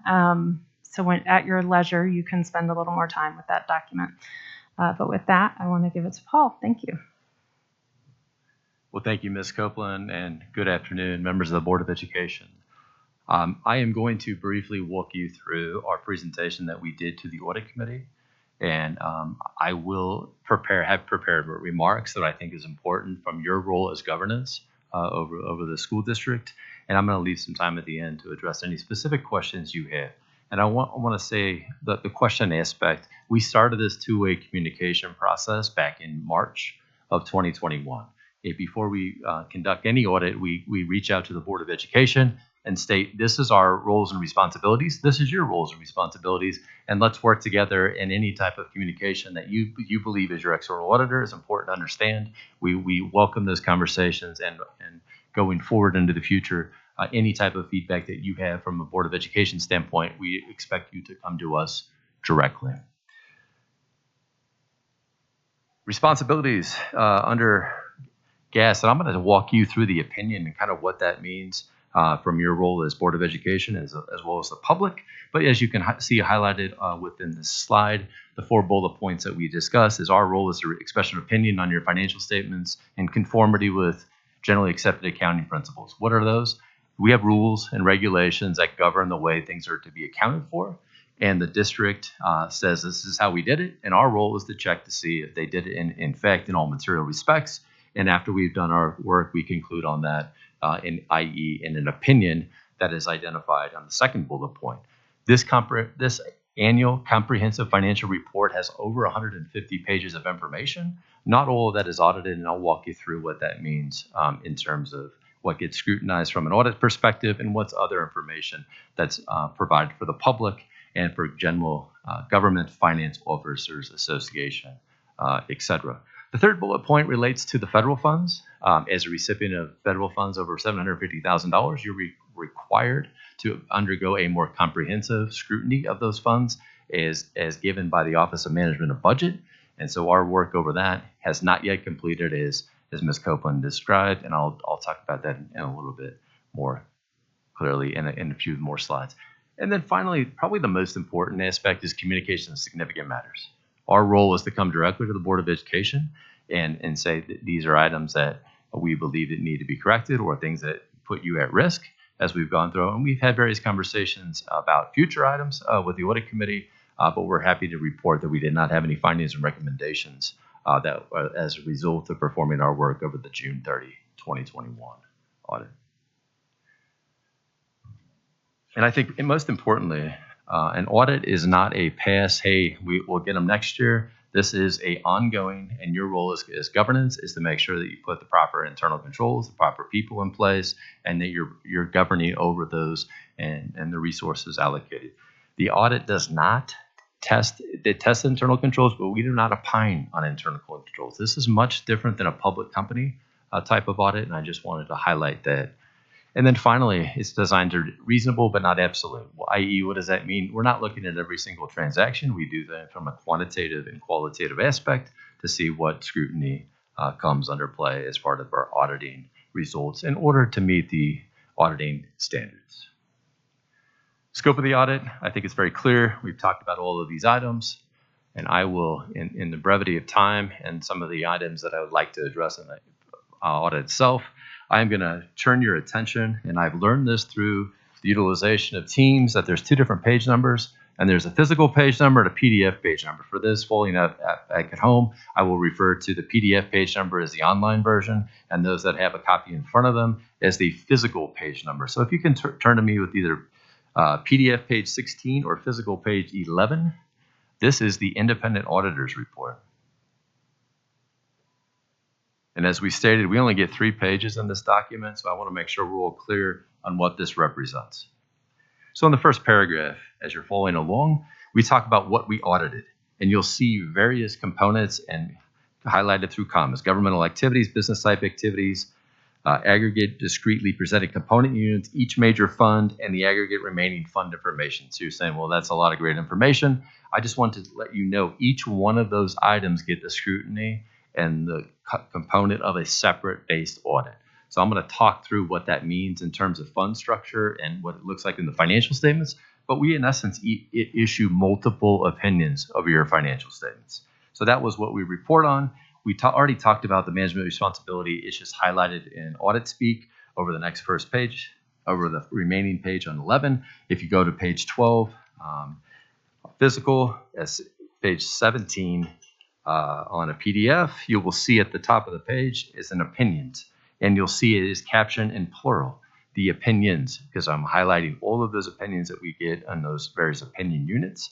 And I'd like to congratulate the district on receiving an unmodified opinion in all material respects, the best opinion you can receive based upon our role as your external auditors. The next several paragraphs relate to the other information within your financial statements. And I highlighted that not all of this information is audited. And those that represent the audited financial statements are physical pages 30 to 77 and PDF pages 35 to 82. I got through the first bullet point. As we go to the second bullet point, I'm going to spend a little bit of time on this item. And this is, again, page 30 from a physical standpoint and page 35 from a PDF standpoint. You will see it's a caption of the statement in opposition. So why does this look different than any other information that you may be receiving from your quarterly reports? Because this is prepared on an annual basis to consolidate the activities of the district's financials on an accrual basis. You're going to say, well, isn't everything else accrual? You will see much different here. This shows your all-in financial statement, your capital assets, your long-term debt, your pension obligations, very similar to a business type financial statement presentation. This is only prepared once a year, and you will see all those various components, and they are aggregated. So all of your funds are aggregated into one column of governmental activities and the second column of business type activities. I go back to the opinion that I was just referring to. You'll see now how these columns are matching up to the opinion. So we get this different level of scrutiny over governmental activities, business type activities, and those charter school components on page 30. Now this, if you look at the all the way to the bottom, you will see that you are in a net deficit position of over $1 billion. And the reason and the rationale behind that is the culmination of the pension liability that you must burden in accordance with GASB Standard 68. And that's your obligation, your participation with Colorado Para, and that has reflected your proportionate share of that unfunded liability as of June 30, 2021. So I just wanted to show the comprehensiveness of this and much different than your financial statements and the reason for presenting it as such. And if I go through to the next page, you'll see, and again, going to 31, and of course, physical or PDF page 36. And as I explained to the audit committee in our presentation, this is unlike any other financial statements because most of us start with the good news. And the good news is, hey, this is our revenue we made as a private enterprise. This is, our cost of providing that revenue. In governmental activities, in governmental financial statements, we talk about the services we're providing to the community. And so you'll see those, it starts with expenses and what the cost of providing expenses on an accrual basis to the various functions within the government. Your primary cost is associated with general instruction as a school district, followed by various other functions. Now, as you scroll to the right of this page, you will see the identified caption of the charges for services. So by providing this service and the cost of that service, this is how much we receive in charges that we put back to the citizens or to the school members. And then in the next caption is operating grants. This may be federal or state or local grants that are provided specifically to charge for that service. And you'll get to a net cost of providing that service in the middle of the column.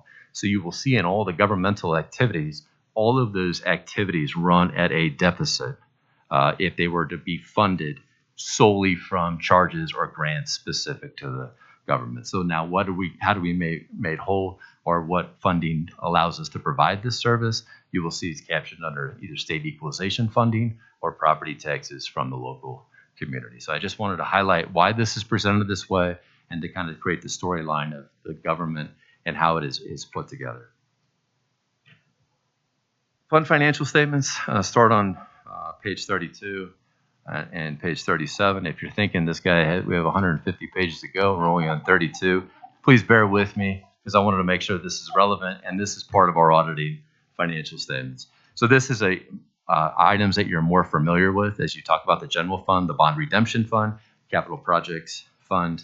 And the reason I'm highlighting each one and every one of these funds because I had a caption on our opinion says each major fund.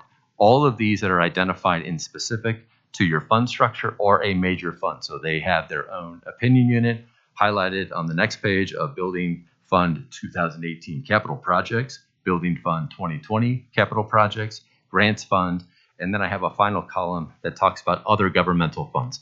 So all the ones that are not highlighted separately are all aggregated into this final column because of the magnitude of the materiality associated with each of those. So each of these funds that are identified all get audited as part of our work that we do for the district and are highlighted on this page on the balance sheet and further on the income statement 2 pages later.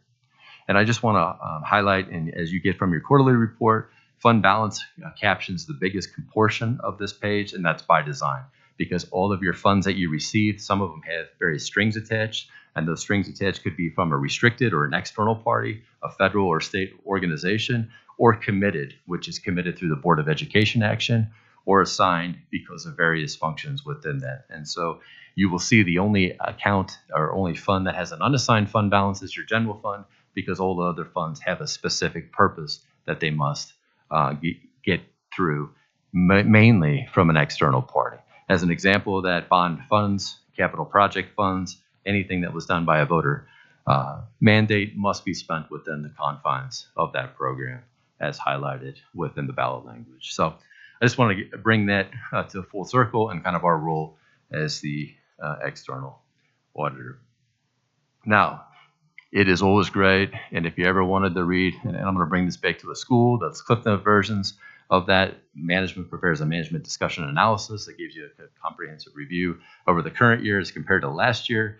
And then if you wanted the gory details of the financial statements, and that encompasses almost 25 pages of information, that gives you the specific policies that govern how these financials are put together, how you account for certain activities, and also the various components of the financial statements. It gives you context in terms of how those are accounted for, the activities that happened during the year, et cetera. So again, if you ever wanted to find a number and say, what does that mean? You would always go to the footnotes to understand how you can understand the change within those financial statements. All the information beyond that page 77 that we just discussed is all audited in relation or not audited information that is provided, as I mentioned earlier.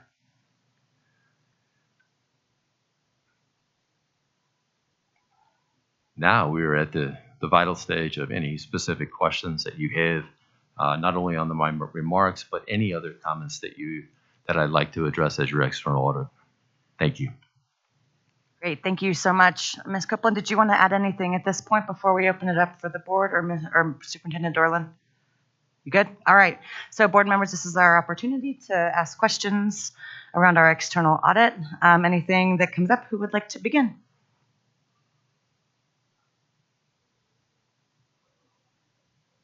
I don't have any questions. I just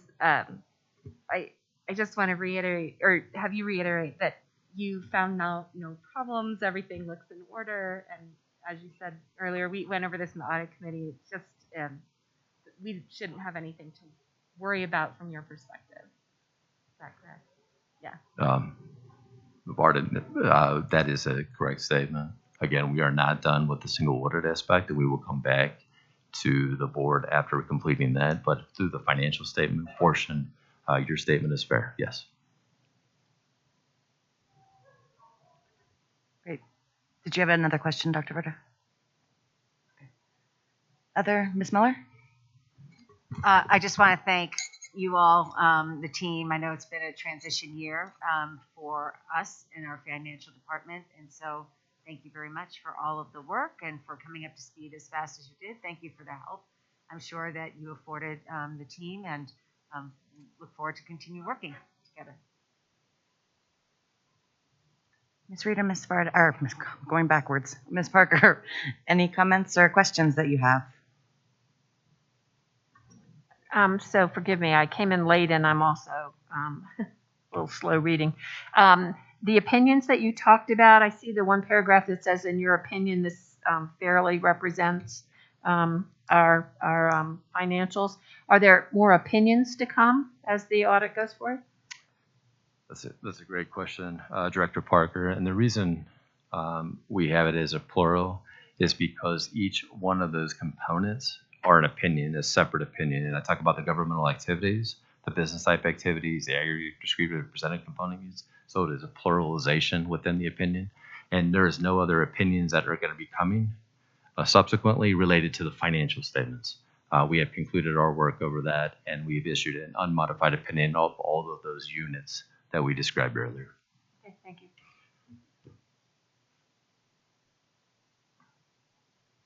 I just want to thank you as well for your hard work, and I did have a chance to read this over before the meeting, and I don't have any questions for you, but thank you so much.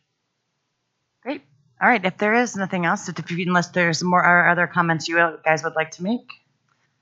Just one quick one. I do want to give a shout out to Jason Hendricks, who's no longer with the district, but really played a central role in preparing this. And so thank you, Jason. Hope you're watching YouTube. He's spending his time watching our board study session. Wonderful. I think that concludes this section. Thank you all so much. Thank you for coming in and walking us through this. Thank you both for your work. Thank you, Jason, wherever you are. And we'll move on to our next item. Board members, would you all like a brief break? Okay, why don't we take about 5 minutes, and then we will come back at 10 till 5 and get to have a conversation with Ed Bowditch.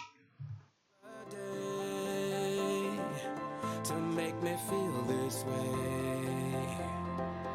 Listen up, take a chance. You can sing, you can dance, you can live like there's no tomorrow. Give it time and you'll find there's a groove, there's a rhyme. Move along and the rest will follow. I want you to know. Oh yeah, we shine like stars. Oh yeah, we shine like stars, like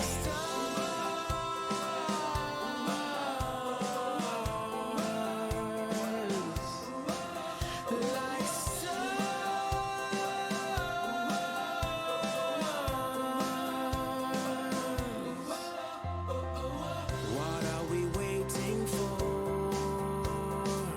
It seems we still want more. No one can take away the dreams we have today. Yeah, you can go with the flow, don't you see, don't you know there's a light, let it burn inside you. You can shout, let it out, not a care, not a doubt, this is it, let the moment guide you. I want you to know. Oh yeah, we shine like stars. Oh yeah, we shine like stars, like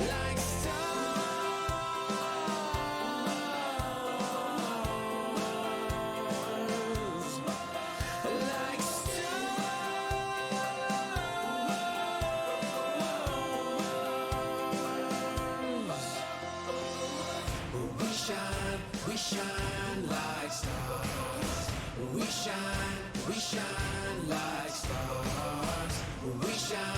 We shine like stars. We shine. But here we go now. We shine like stars. We shine like stars. We shine like stars. We shine.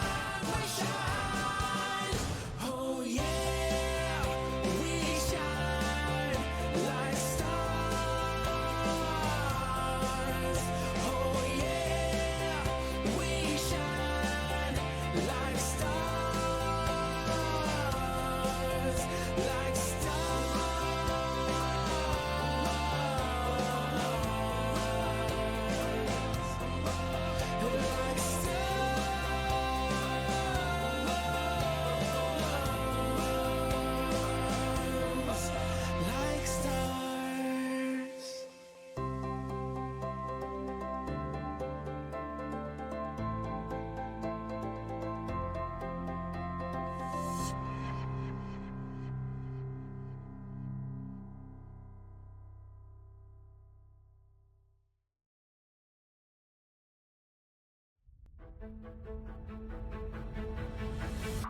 I'm living right here and now, and I don't wanna miss out. Is this what life's all about? The world is calling.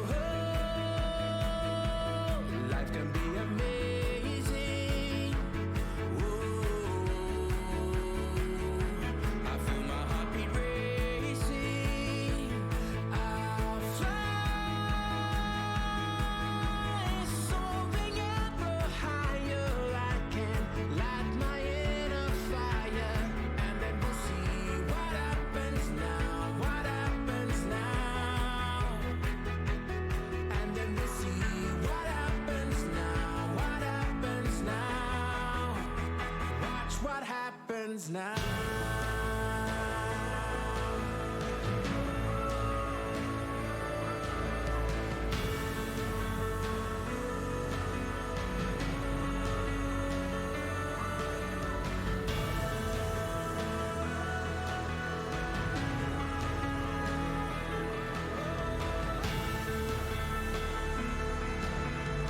Sometimes we have what it takes, sometimes we make our mistakes, and now the journey awaits, so don't you wanna come with me? Come with me.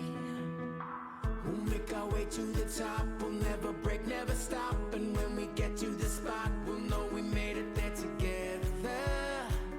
We'll remember forever that life is but a dream. And isn't it amazing? Oh, life can be amazing. Oh, I feel my heartbeat racing. I'll fly soaring ever higher. I can light my inner fire, and then we'll see what happens now. What happens now? And then we'll see what happens now. What happens now? Watch what happens now.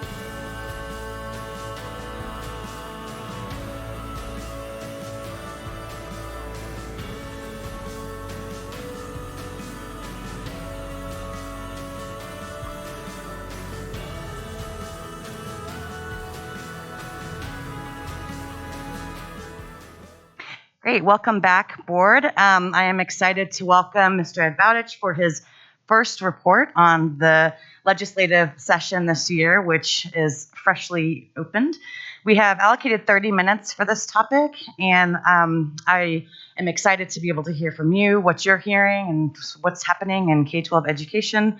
And before we begin, Superintendent Dorland, do you have anything you'd like to add? I just want to share that I did meet with Mr. Bowditch earlier this week alongside Brenna Copeland, and we had a great update about not only the financial conversation at the state level, but other major topics that we think are coming our way. So I'm looking forward to allowing the board to hear what I've had the opportunity to hear about earlier this week, and just to hear your reactions and let the board have dialogue among yourselves about your interest in the legislative session this year. So thank you for being here. Really have enjoyed working with you and looking forward to continuing that as we go into a busy season here. With that, Mr. Bowditch, take it away. There we go. Thank you so much. It's a pleasure to be here. As I was sitting in the back, I was reading all the bills that have been introduced today. So fun times for all. My name is Ed Bowditch. I have represented Jefferson County School District since 2007. And it is always a pleasure to be out here and to see everybody.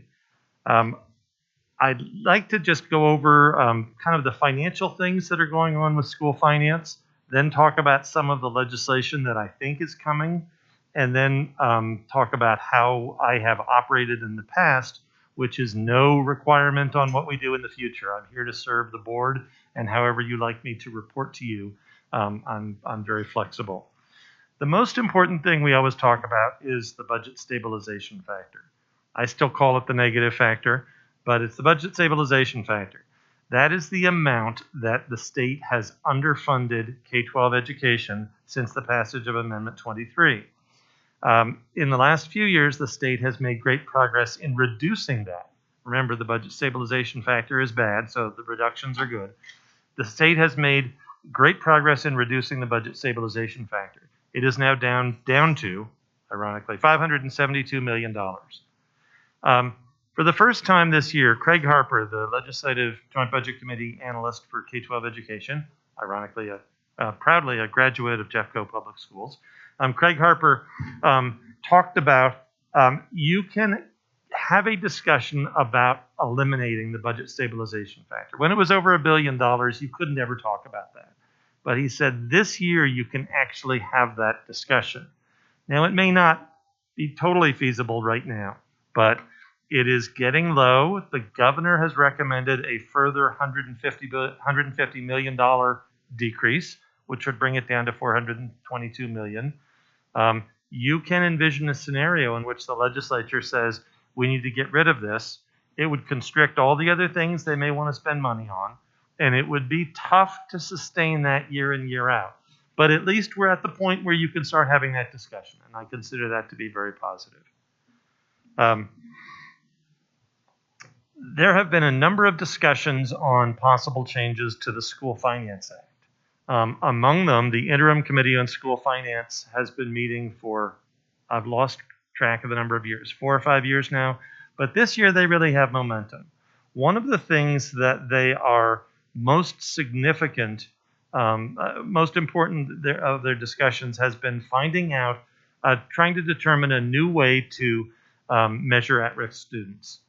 In the past, if students qualified for free, and this year free and reduced lunch, they were considered at risk. This gave some very strange incentives, and in some cases, negative incentives for students and for schools with the school lunch program. Some schools would qualify for serving all students and have increased federal funds, but once you start doing that, you stop collecting the data on who is at risk. Some charter schools have complained, we don't even have a lunch program. How are we supposed to get parents to fill out these forms? It has not been perfect. We're not alone as a state in using free and reduced lunch, but almost everybody agrees there's got to be a better way. This week on Monday, the Interim Committee on School Finance heard from the Urban Institute, with whom the committee had contracted to do a study. And the Urban Institute recommends using a multi-pronged approach to develop a new at-risk formula. This would be using student identified percentage, which is students eligible for various social service programs, TANF, SNAP, or migrant education programs. You then can layer on top of that Medicaid eligibility. You then can look at socioeconomic status. So districts would send a list of home addresses to CDE. CDE would then apply those home addresses to census blocks. Census blocks are very small neighborhoods a very small neighborhood in the range of maybe 750 people. So you can really get a sense of which students are coming from very low income neighborhoods. Once you get all that, you total it up, and that is your at-risk count.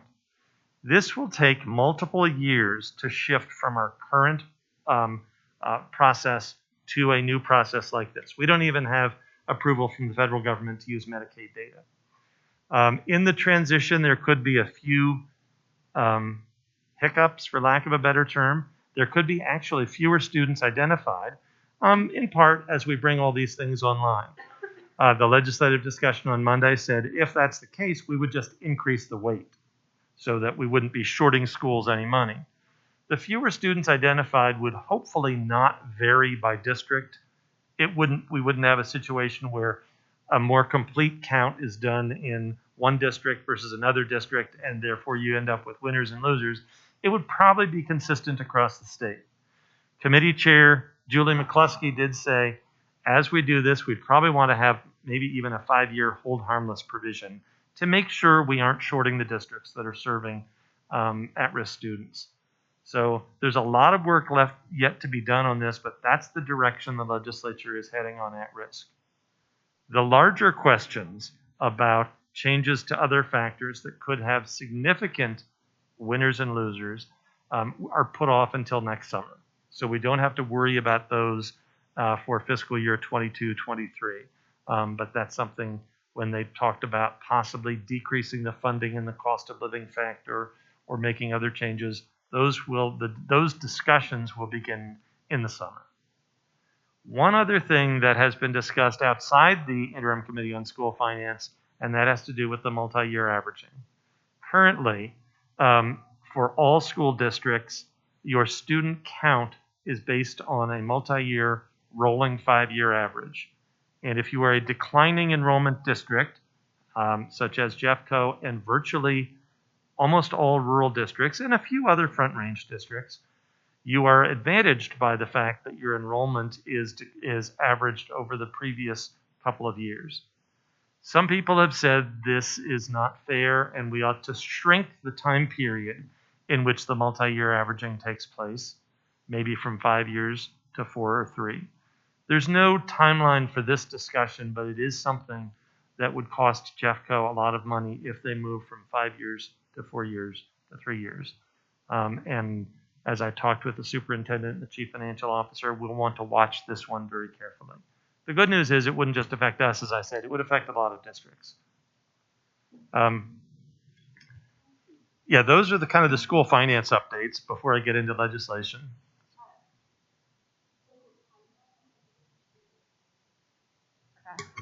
The timeline on the items that you just mentioned, what are we looking at? Are those? The interim committee on school finance will vote later this month to introduce legislation on the new at-risk calculation, and then that would be a multi-year implementation timeline. Any change to the declining enrollment provision, there's no definite timeline. Somebody could introduce a change to the School Finance Act for next year and implement that. I find that a little fast, but somebody could maybe introduce it this year and have it go into effect July 1, 2023 or something like that, just to start the process. But at this point, it's just been discussion. I'm not aware of any specific legislation. When you talk about reducing the negative factor, the BS factor, how would Tabor affect their ability to eliminate that? That is an excellent question because we have a $1.9 billion Tabor refund. And again, I hope my mask isn't muffling. Yeah, that is billion, yes. So the state will be constricted in what it can do with the Tabor refund because they need to pay for the Tabor refund. The Tabor refund is paid back using 3 mechanisms. The first one is the senior homestead exemption. They already kind of pay that money out anyway. That's about $160 million. So that's kind of taken care of on its own, but it counts as part of the Tabor refund. The income tax rate will drop from 4.55 to 4.5 maybe as a temporary reduction. And the rest is a sales tax refund that shows up on your income taxes. But the state has to come up with that money. I am not aware that there are any discussions on making modifications to how that money is refunded. There have been discussions in the past that there could be other ways to satisfy the refund other than general fund sales tax refund.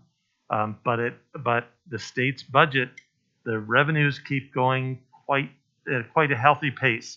The state's economy, for many people, again, not all people, but for many people, has been quite strong. And the state general fund revenues continue to come in at a very healthy clip.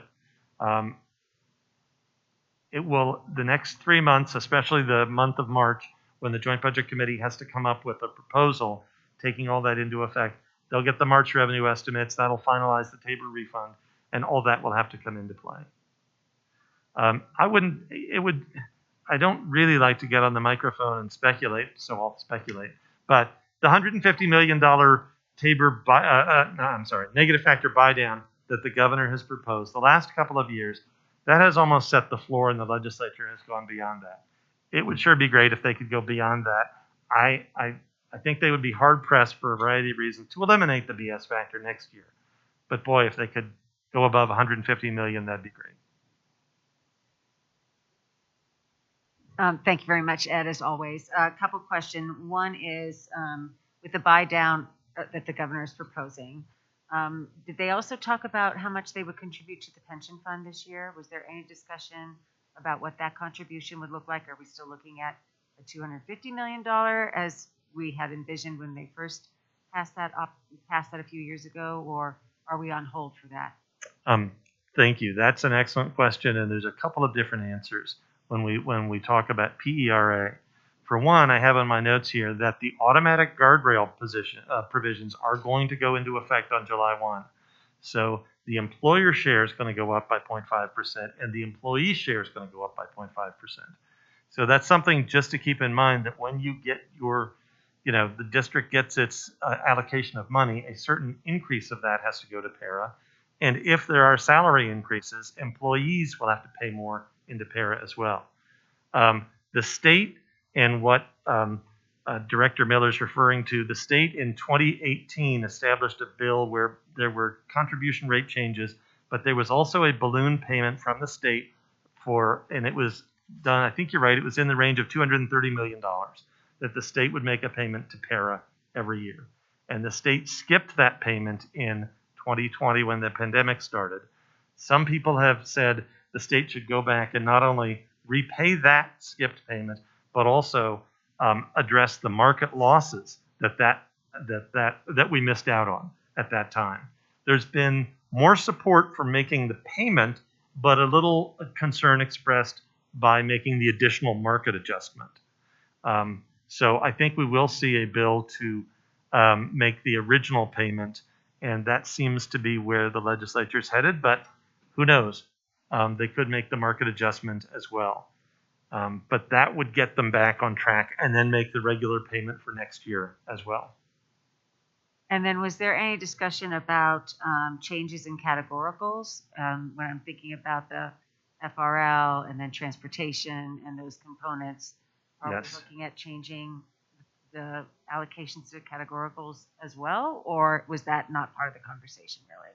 At this point, there was a major discussion on trying to provide more money for special education. So not changes to the allocation, but special education has been a focus. Senator Rachel Zenzinger of Jefferson County has been the champion pushing this. The last few years, she has been able to get the legislature to increase funding for special education.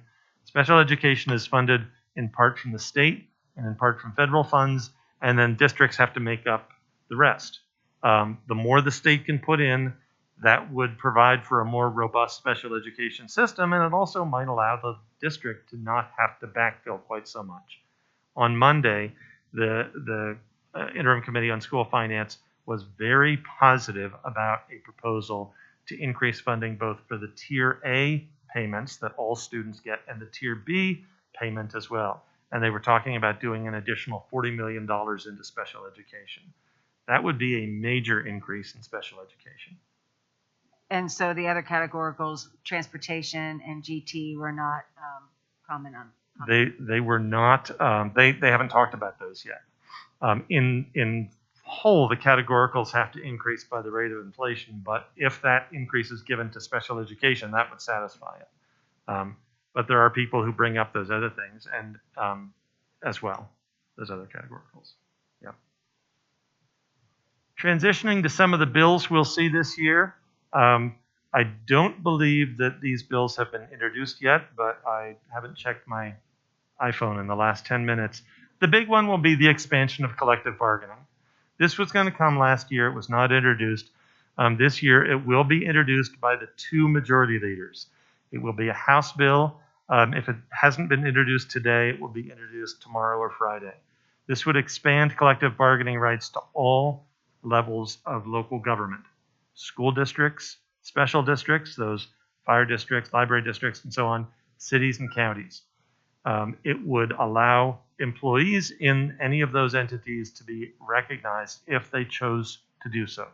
Right now, employee groups are recognized at the discretion of each governing entity, and the governing entity can determine the level of recognition in terms of what issues can be subject to the collective bargaining. This bill, as I understand it, it hasn't been introduced yet, would make for a much broader set of guaranteed things that could be subject to collective bargaining.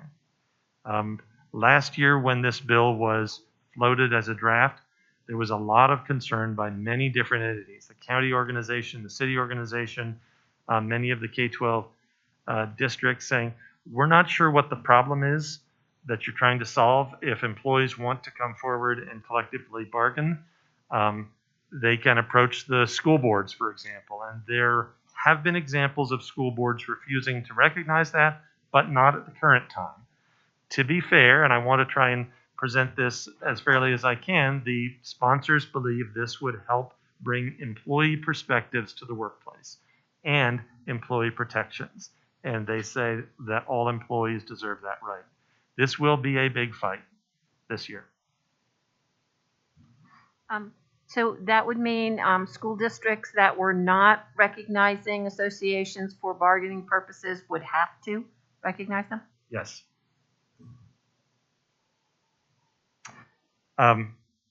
Other bills that will likely be introduced, the Colorado Association of School Executives is working on an accountability bill, trying to create a transitional accountability system as we hopefully move out of COVID, get back to some sort of regular testing. We need to make sure our accountability system will reflect that as well. That will be a bill introduced in the second half of the legislative session. There has been a lot of discussion on school meals. This year and last year, the federal government has paid the bill for all students, which has been fabulous. We could see legislation coming from Hunger Free Colorado that would want the state to continue that. This would have a very hefty price tag, but when we see that bill, I want to make sure to flag it for your attention. I think it's a great concept, but again, the price tag may prove to be prohibitive. Finally, there was a lot of discussion last year about school resource officers and what's the role. Do they need more training? Should school districts have school resource officers? I'm told there will be 2 bills dealing with this topic this year. Haven't seen them yet. I'm thinking they won't be quite as comprehensive as last year's bill. But that's something we can certainly watch for. Finally, I did want to say, what I've done in the past, and again, however you'd like me to report to you, I typically send a 2 to 3 page memo each Friday or Saturday with an update on the most important topics. I also list just in line form all the K-12 bills, just so you know that they're out there, but I really try and focus on the 5 or 6 most important bills. If there's anything that has changed, any new bills or a bill that has been modified, I put that update in green. So you can get this week's update, and I hope that's a convenient way for people to scan down and say, okay, this bill passed out of its committee, now it's on its floor. Or here's a new bill added to the important topics. That's what I've done in the past, and I'd be happy to continue that in the future. Again, a weekly update. I will just say, having received a couple years worth of those, I find them incredibly helpful as a board member, one, because it helps my brain to know what to look for when I'm opening those attachments, and the fact that you list other K-12 related bills that may not be sort of rise to the top. There have been times where I have looked down and said, oh, I'm very interested in this bill, in tracking it and seeing where it's going to see if it does kind of move forward. That may be an interest of mine or something that we've heard from some of our constituent groups that is a priority for them. So it's helpful to go through, I think, and be able to review the list and then be able to bring it to dialogue if there are ones that we want to either weigh in on, have an opinion on in some fashion, or to make sure that that Mr. Bowditch is paying attention to and bringing us information. So with that, let's open it up if there are questions around any of those specific categories that he mentioned that hadn't come up before. And then if there are different ways in which you would appreciate receiving information, I certainly don't want to just assume that because I like the way you're currently giving us information, that's the same for everyone. So that would be another thing I think that Mr. Bowditch would like to hear from us. Ms. Parker, were you going to jump in? Yeah, I like the memo form that you had every Friday. I remember seeing them in the past. But I also wanted to ask, do you have any more information on that accountability system that CASB is thinking of? Was it Case? Okay, Case. I really don't at this point. But I know they're really trying to work with lots of groups so that when it does get introduced, it will be more of a come together. But I know there's always a lot of groups interested in the accountability system. Accountability for schools, achievement, student achievement, is that what we're talking about? Yes. Yeah. Okay. And I think part of that is that because we had so many pieces that we did not do during pandemic years. So what does it look like? Do we go? Is it back 100% to what we were doing before? What are those structures that either transition or not moving forward? Schools that get on the accountability clock, what is the pathway for them to get off that clock? And it's those types of issues that CASE is really working on.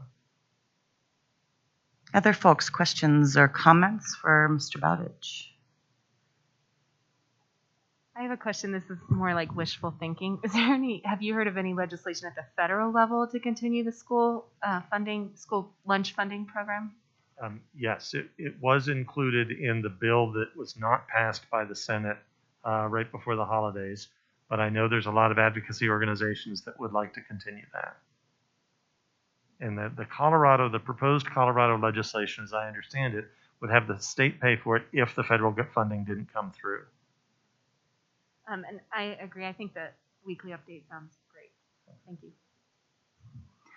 Thanks so much. I am very curious as the conversation continues around how the state identifies at-risk students. It's complicated, but it also is inconsistent because we right now just use, if parents fill the form out. If they don't have a need to, then we'd have no idea. So it just seems a little bit too up to chance. And it also sounds very complicated to figure out what that system is, but I'm very interested in how that and what those conversations turn out to be moving forward for sure. Any other questions or suggestions or comments for? Just have a quick follow-up with what you asked. Are they looking at what other states are doing in terms of best practice with identification? We can't be the only ones, right, that struggle with the FRL and what money is given to Denver versus on the other side of Sheridan over here in Jeffco. That certainly has been an issue with how we identify and how we fund. So is that group looking at, once again, at what other people are doing and how other people are categorizing? I don't know if that's the right word, but. That's exactly so the Urban Institute was hired to come up with a new plan, and they based their study on what other states are doing. Okay. And the one that they're particularly recommending has been implemented in Massachusetts. Okay. Now there's a little bit of a twist with Massachusetts. Some of the schools in Massachusetts are now saying we're doing all of these categorizations, but we believe there are still students who qualify for free and reduced lunch. Can we add those on to the end? Which is, again, what we're trying to get away from. Right. But if the goal is to get as comprehensive a group of students that should be identified, then we need to look at this. Colorado has a decentralized system of education. We have a lot more school districts than many other states, not all states.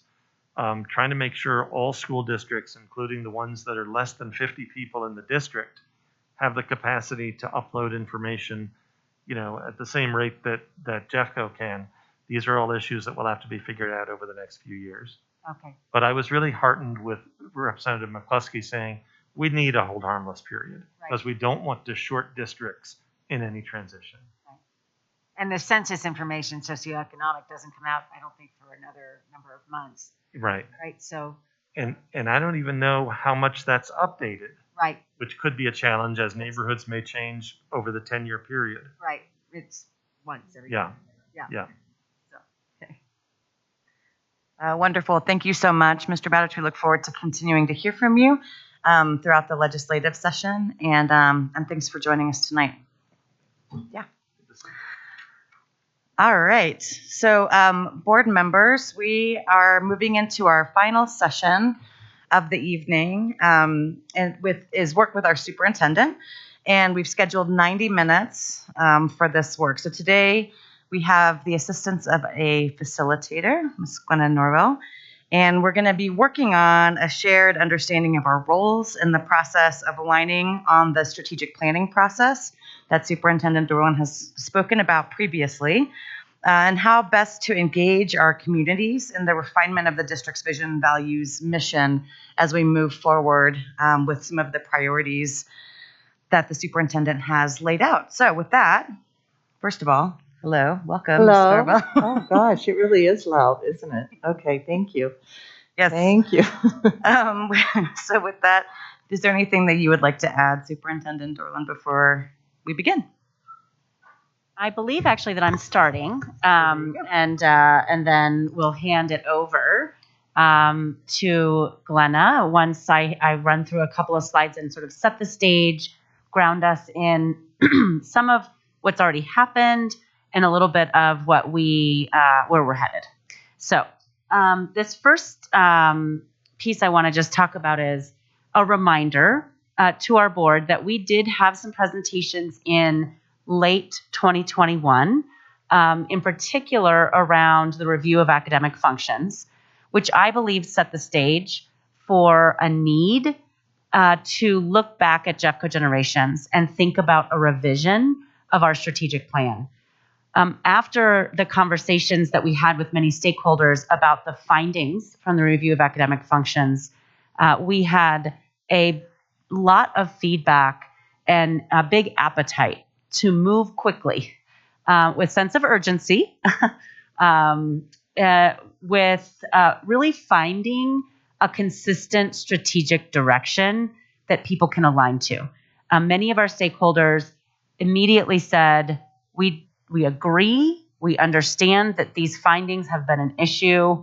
We agree with our successes. We also agree with our challenges. And so now what are we going to do about it? There's a big appetite to figure out the path forward. And so today marks the start of us working together toward that next iteration of a strategic plan and more clarity in terms of our priorities as a district and what we're trying to accomplish together in the interest of our students and families. So I don't have the clicker, but the next slide, thank you. I'm happy to drive. So the next slide shows 3 components of how we'd like to structure the work moving forward. The first is related to your board work that we've talked about, really allowing you time and space as a board to create a shared future-focused vision that defines what we want to be, what district we're trying to create, and directs us as a staff in our actions to gain the entire community's commitment to working toward that vision. And so it's contemplated that it's not just the 5 of you creating this, but that you are really decision makers in the interest of our community's voice. In addition to that, I'm proposing that by the end of February, beginning of March, we have clearly defined priorities for 2022, 2023.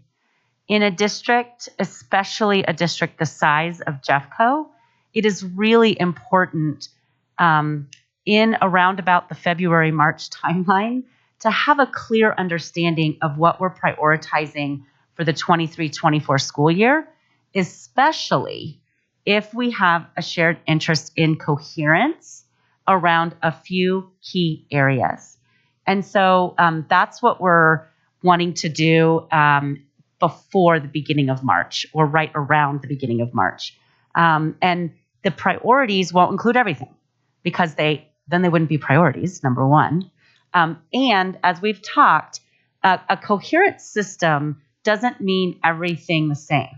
It means some things are common.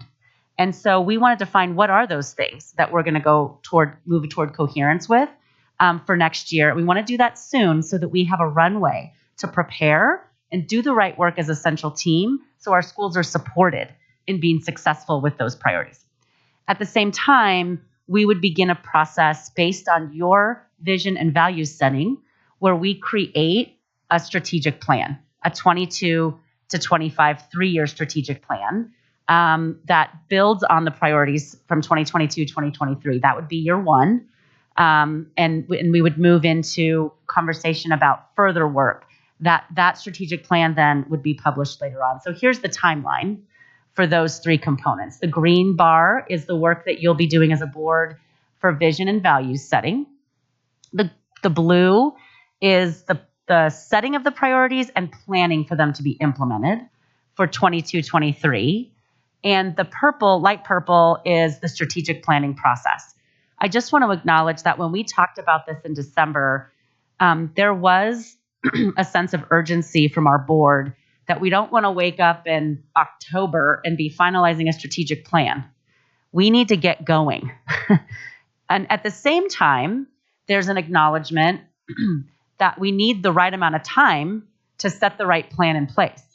And so this is an effort to balance those 2 things. where the blue 2022-2023 priorities allows us to meet that sense of urgency with a clear direction for next year, while at the same time giving us a runway and an opportunity to really engage our stakeholders, our teachers, our support service professionals, and our community at large, our students, our families, in a longer term strategic plan that would be published in August and maybe sooner. We just have to kind of get the work going. We want you to approve that strategic plan no later than end of August, beginning of September. And so with that, I believe I'm handing it over to Glenna, and I'll hand her back the clicker so she can drive. And I'm really looking forward to just listening to your conversation this evening and allowing you to dig in to some of this work. I feel like Britney Spears right now with this. I've always wanted to be Britney Spears with my little microphone. I'm delighted to be here with you again. Thank you. You all know that I love chart paper, so this is different for me. I had to actually put together a slideshow. So if we could switch to, thank you.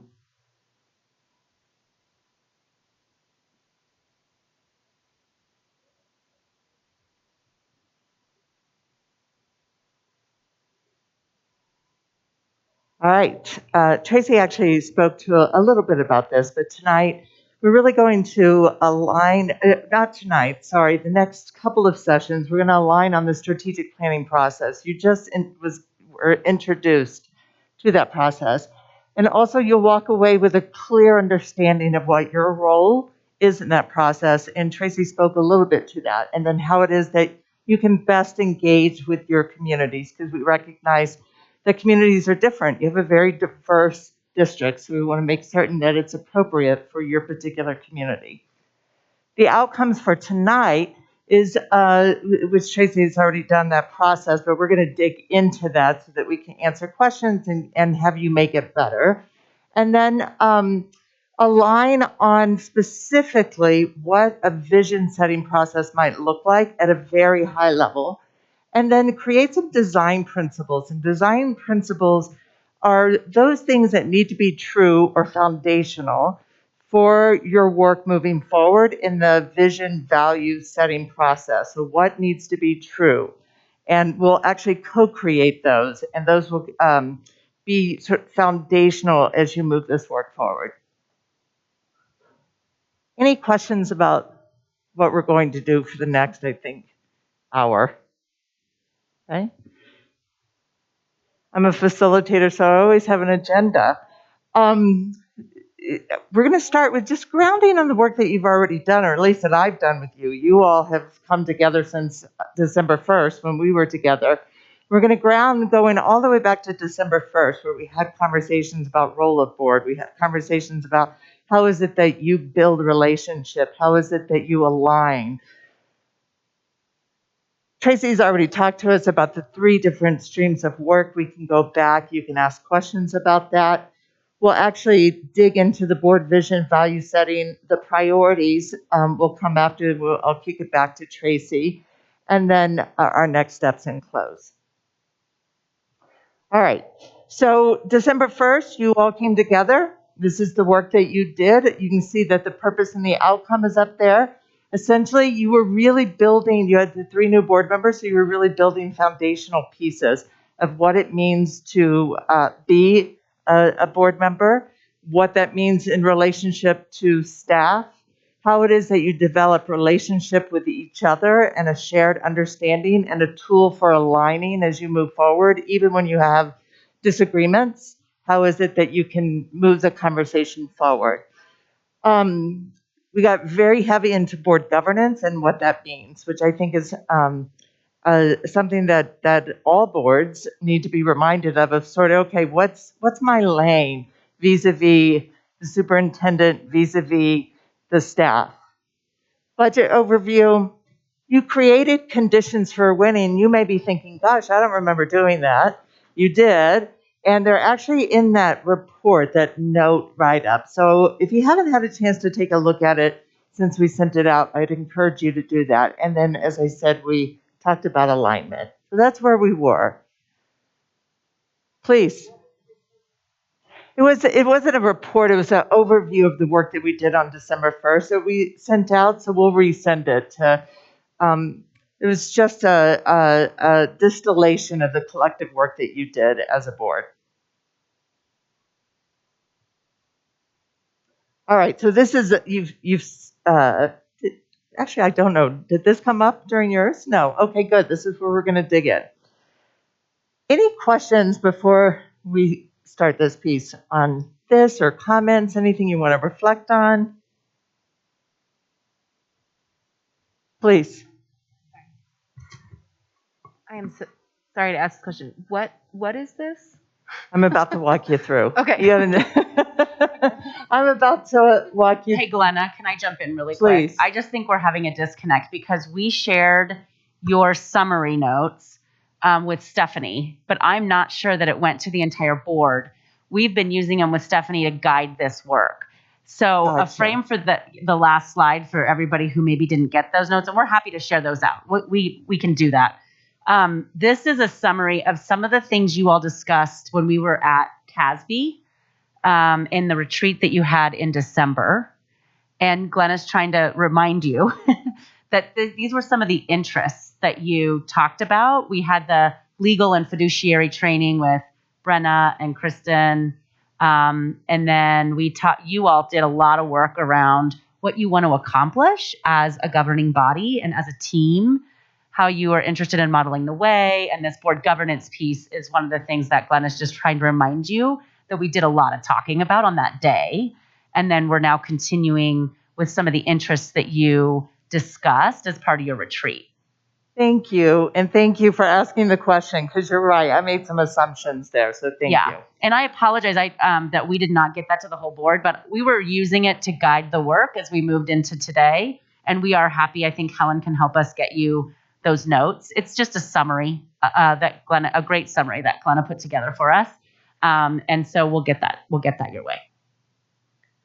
All right, here we go. Giddy up. I thought you meant, can you explain this slide? I was like, no, that's what we're going, that's our work. All right, so board vision and value setting. So the first thing I want to acknowledge is you can see this is very high level. It's not a process map for how this is going to go, because first we wanted to check your understanding, first of all, get your input, answer any questions on what a process might look like at that vision value setting level. So this is part of a strategic planning process. It is not the strategic planning process. Does that make sense? So first is really looking at the work that was already done and building upon that. So looking at the Jeffco generations and doing a stop, start, continue process, which you can see over here. Are you all familiar with that sort of continual improvement process? I love it. It's very simple. Essentially, you're asking the question, what should we keep doing? What should we start doing? And what should we stop doing? So really looking, again, at a higher level at the Jeffco generations plan. Then looking at, on February 5th, we'll do a lot of work around, as I said, the process for gathering input from your respective communities. Then you're actually going to begin to co-create a vision and values. So what is your vision for the future? Where do you want to be? What is it refining, perhaps, the explanation of what your purpose is as a district? And then what are the values that guide you in all of that? Once you've sort of created a straw person, or you've created a draft, then you want to take that out to your stakeholders and actually test it. What do you think? And get their input. And then come back, refine, iterate on it, and then take it back and communicate. So that's, as I said, high level.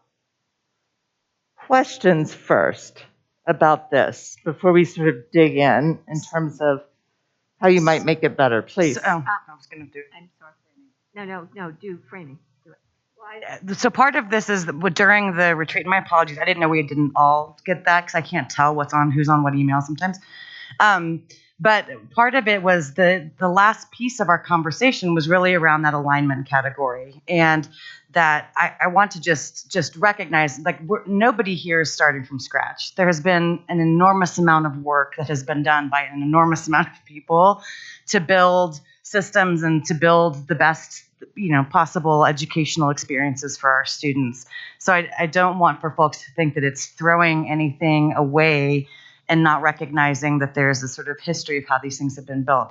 I think part of the conversation that we had as a board at the last retreat was around, as we move forward, we have new board, new leadership, and that there may be ways in which the board ends or board policies or the basis, the foundation for the decisions that we make in terms of how we fund things, why we fund different things, needs a stronger alignment and needs a stronger kind of through line so that we can be able to make those decisions, not just based on what has existed, but also kind of pressure testing that with, is that still what we need to be doing? Is that still the language that's appropriate? Is it still on and on and on? So that is one of the reasons why we're continuing that work is to make sure that as a board, we are thinking through things, we are aligning things in a way that is in sort of maximizes the support we can provide to the district in our roles.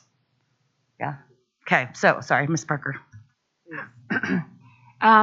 Two questions. One, being a new board member, I have only a simple understanding of Jeffco Generations. I never got any presentation on it and all the details. I've heard characterizations of it. So it would be helpful to me to, I don't know if we can do a review now or if there's some documentation. And then secondly, to your point, Stephanie, that I'm assuming that boards in the past have done similar things. And my simple idea of a vision of a school district is that I don't see how much it changes over time. But any historical information for me, how Jeffco School District has progressed in its vision would be helpful. To be clear, thank you for that. We're not doing a stop, start, continue for the Jeffco Generation Plan. We recognize that you all need to immerse yourself in it prior to doing that. I'm teeing up a conversation in part to have you react against a process, a high-level process. The actual process, we're not starting tonight. We'll actually start that February 5th. So my apologies for not making that clear. And you may want to say something about it. I mean, I think the start, stop, continue piece for the board exists at that philosophical level with Jeffco Generations. It's that mission, vision, values. And then if you want to continue with ends and taking a look at your ends, we looked at those at the retreat, but it was brief. And so you could take a look at your ends as part of that as well. When it comes down to like the tactics that you've heard that word, there are 26 of them. And I think that is work that needs to be done by staff who have been really intimately involved in the work and getting feedback from people who are experiencing the outcome of the tactics in our schools, like our teachers and our principals. And that would be part of the strategic planning process that the staff runs in order for us to bring back to you a revised strategic plan. But the start, stop, continue for the board would be that visionary piece of what's in Jeffco Generation. So you don't have to start from scratch. You can look at what's already there. There is a vision, there is a mission, and there are values, and you do have end statements. So it really is taking those, looking at them, digging in, and having some board conversation, most likely at your retreat, around doing the work. But tonight, I think Glenna needs some feedback about, do these 5 steps that we have listed here seem to be the right process? Is that right, Glenna? That's exactly right. Thank you. And that's all. Yep. I don't need to add to that. Does that make sense? Okay. Yes. Right now, what I'd like to, at a high level, is your input, your questions and input on this. And when I say we're not going to build out an entirely detailed process map, but I'm just curious your reactions against this sort of high level. So, high level, Jeffco Generations, and I would add the district UIP. That is a document that has been going on now for 10 years. We get a community together from all of our different articulation areas, from all of our different schools that feed into that group that talks with us about goals and objectives and academic needs of our children, which is really our job as a public education organization to say, hey, how are we doing and what do we need to do to improve? So I would say it's not just Jeffco Generations high level, it's also the work that's been done over a decade that has identified consistently challenges that we don't address.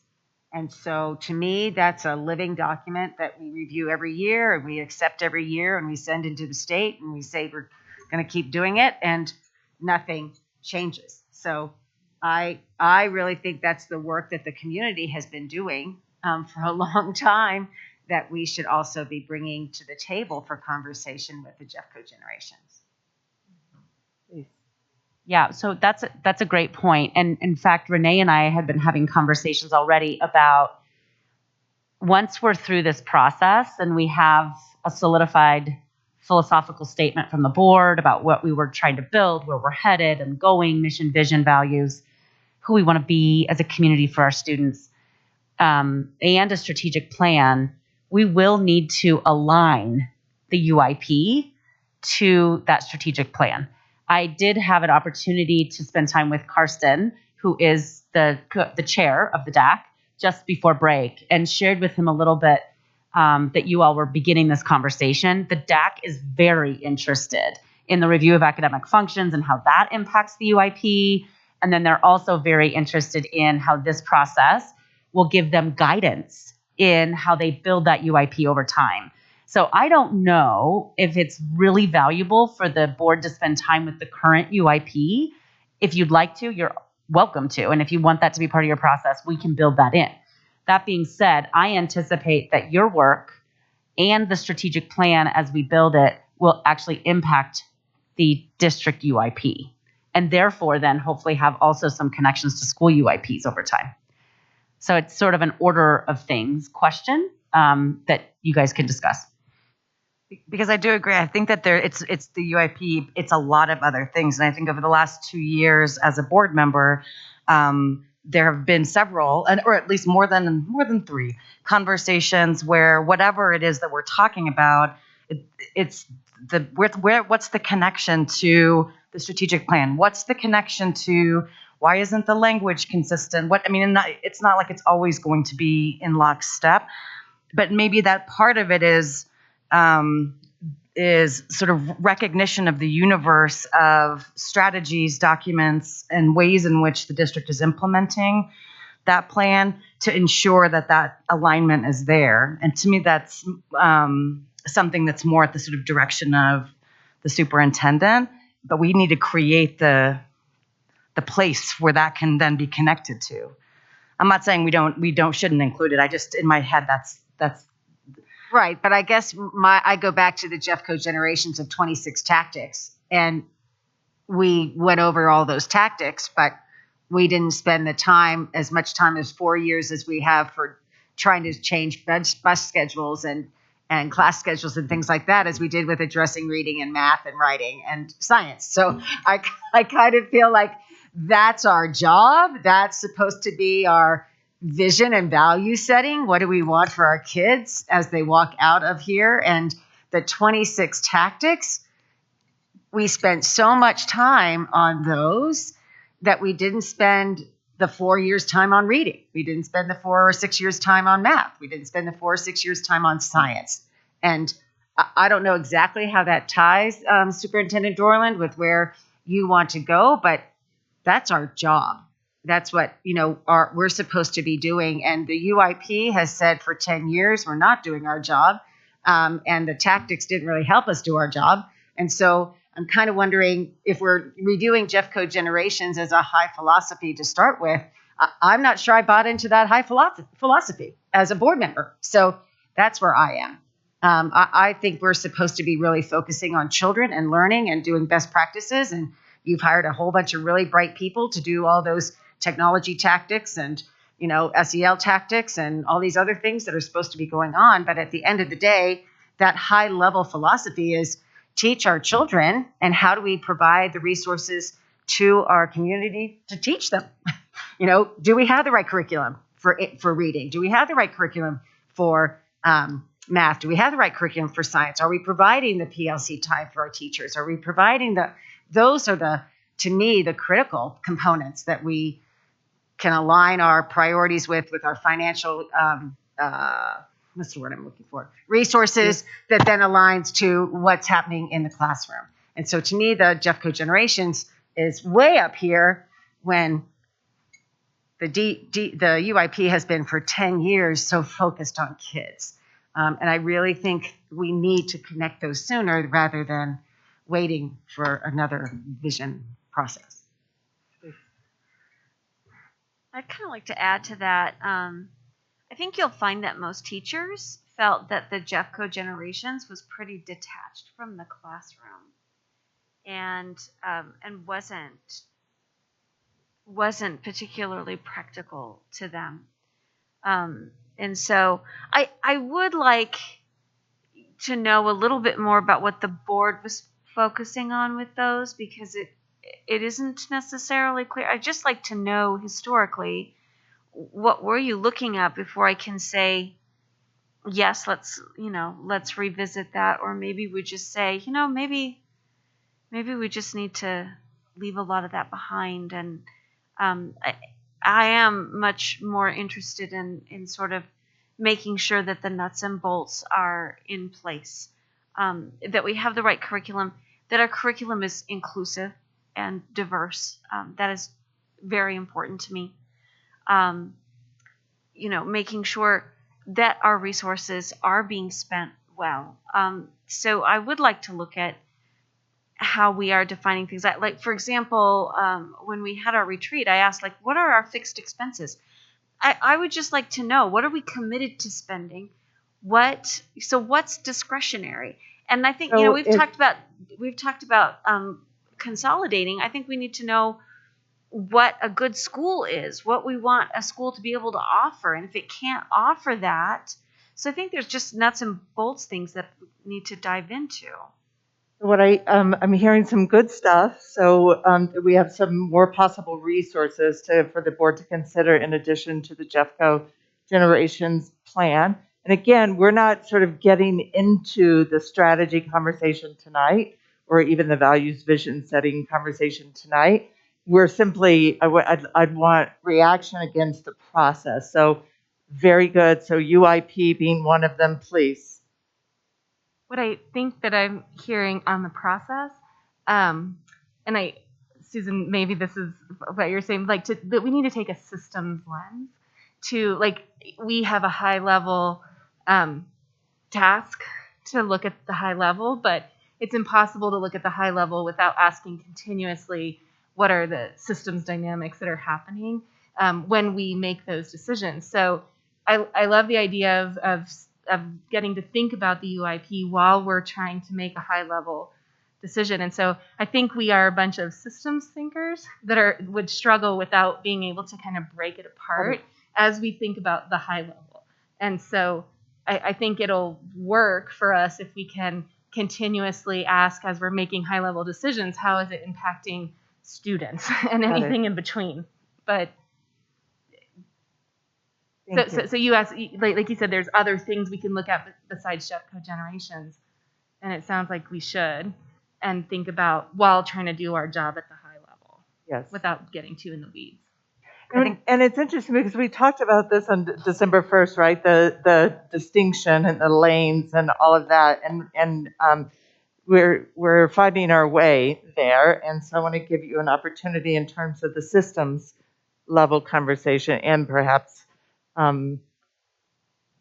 whatever else you want to talk about. I think what I hear from Danielle is, we do need to think about the implications of decisions together, and how you can use the word systems, you can use the word coherence, which we've also been using this evening in other arenas. And what are those things where we are going to create more coherence or systems around, so that we can ensure that the trajectory of student learning changes and moves in the right direction. And I think Susan's point is, sooner rather than later, that needs to impact things that are more concrete, like the UIP. And if you were to set a vision and I were to create a strategic plan and then we brought you back the same UIP or, something that didn't connect to that strategic plan, it would be very disappointing. And I think that's fair. And so I also am curious if Susan's comments about the UIP are in the spirit of you thinking there's something in the UIP that should guide some of the strategic planning work. If you go back to the UIP and go back 10 years repeatedly, year after year after year, and I'm sure Dan and Renee would probably be more equipped to give the verbiage than I am off the top of my head. But there has been consistencies or consistent verbiage that has said we are lacking consistency with professional development with our teachers to provide for them what they need in order to be successful in their classrooms. There's not consistency of learning. There's not consistency of implementation. I mean, there are things in that UIP that repeat over and over and over again and have year in, year out that to me impact our ability to deliver great education to our children. And so if we don't address them in our ends or in our goals and objectives of how we support staff to support children, then I kind of think these are lovely ideas and we're pie in the sky. We're going to stay in this Jeffco generation of what we can't really measure when our kids can't read and when our kids can't do math. And that's pretty evident. I mean, that's concrete evidence. Yeah. So that's all I'm. Please, I'm going to give you a chance to respond, Stephanie, and then there's please. Renee. Yeah, I just want to name the section that you're talking about so Renee can note it. We have this section in the UIP called the Priority Performance Challenges. And that, I think, is what you're referring to. And I remember Rick Rush saying, this seems like the same thing when I was on the board 10 years ago. And a lot of those performance challenges that we face are similar year over year over year.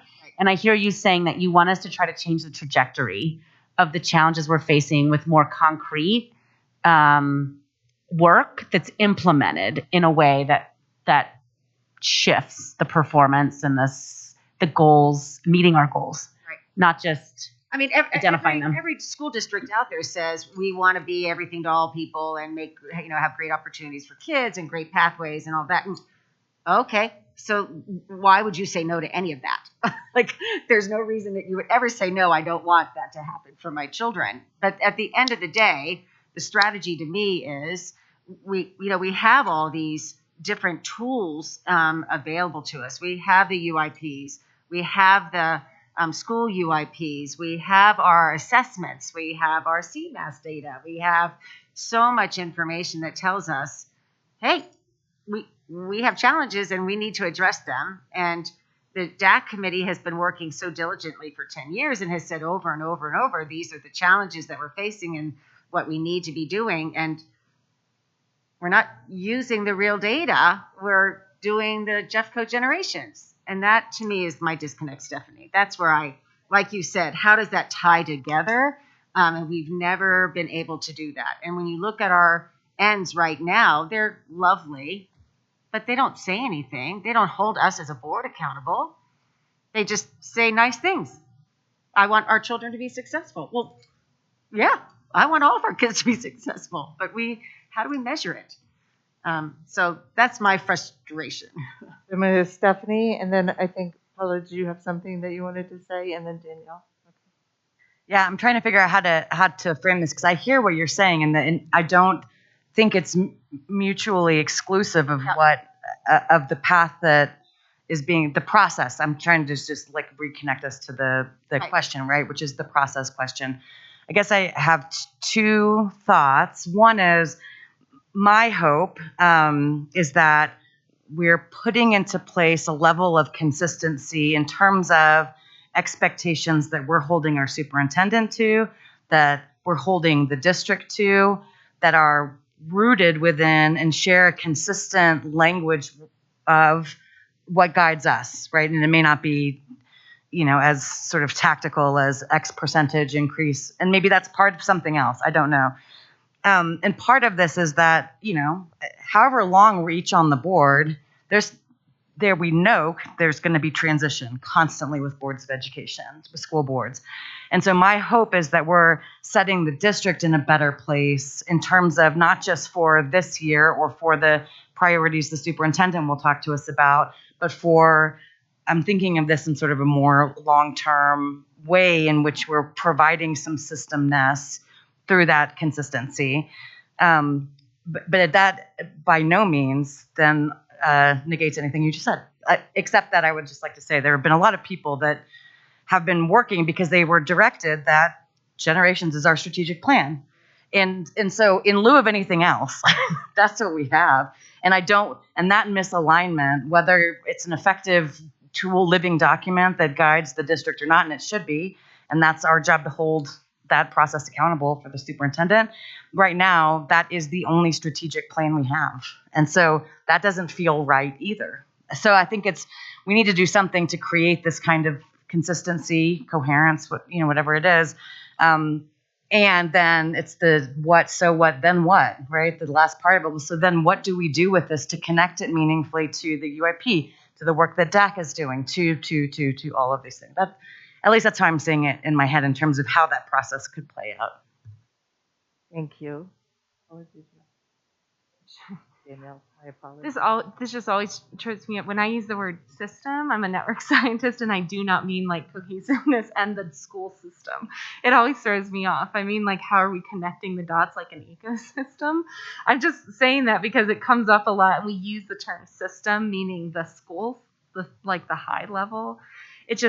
I don't know, at least for me, it throws me off every time we have the conversation. But I wonder if it would be helpful to have in the process, a list of what are all the things that we want to connect the dots on as we think through this. That's what I meant by systems dynamics, is connecting the dots on each of the different things that this will affect, just to move past this. We don't need that tonight, but like what are all the things that we know this is going to affect and we have to think about, from outcomes and other plans. But I was wondering, to move on to number 2, gathering in the question of process, determining the process of gathering input. What is the expectation, or is this the question of gathering input? What's our expectation as board members? What's the expectation on us to gather input as we go through this process, especially in such a fast time frame? Well, I was just going to say, I think that's part of the conversation that we would be having, is what does that look like? And I mean, there's nothing that is sort of codified around that. But I think that's part of the conversation we have, is how is this representative? Is this something that we're hearing? But what is the process for doing that? That would be part of that, the full day process. Thank you. So here's what I don't think I did a good job of in the beginning.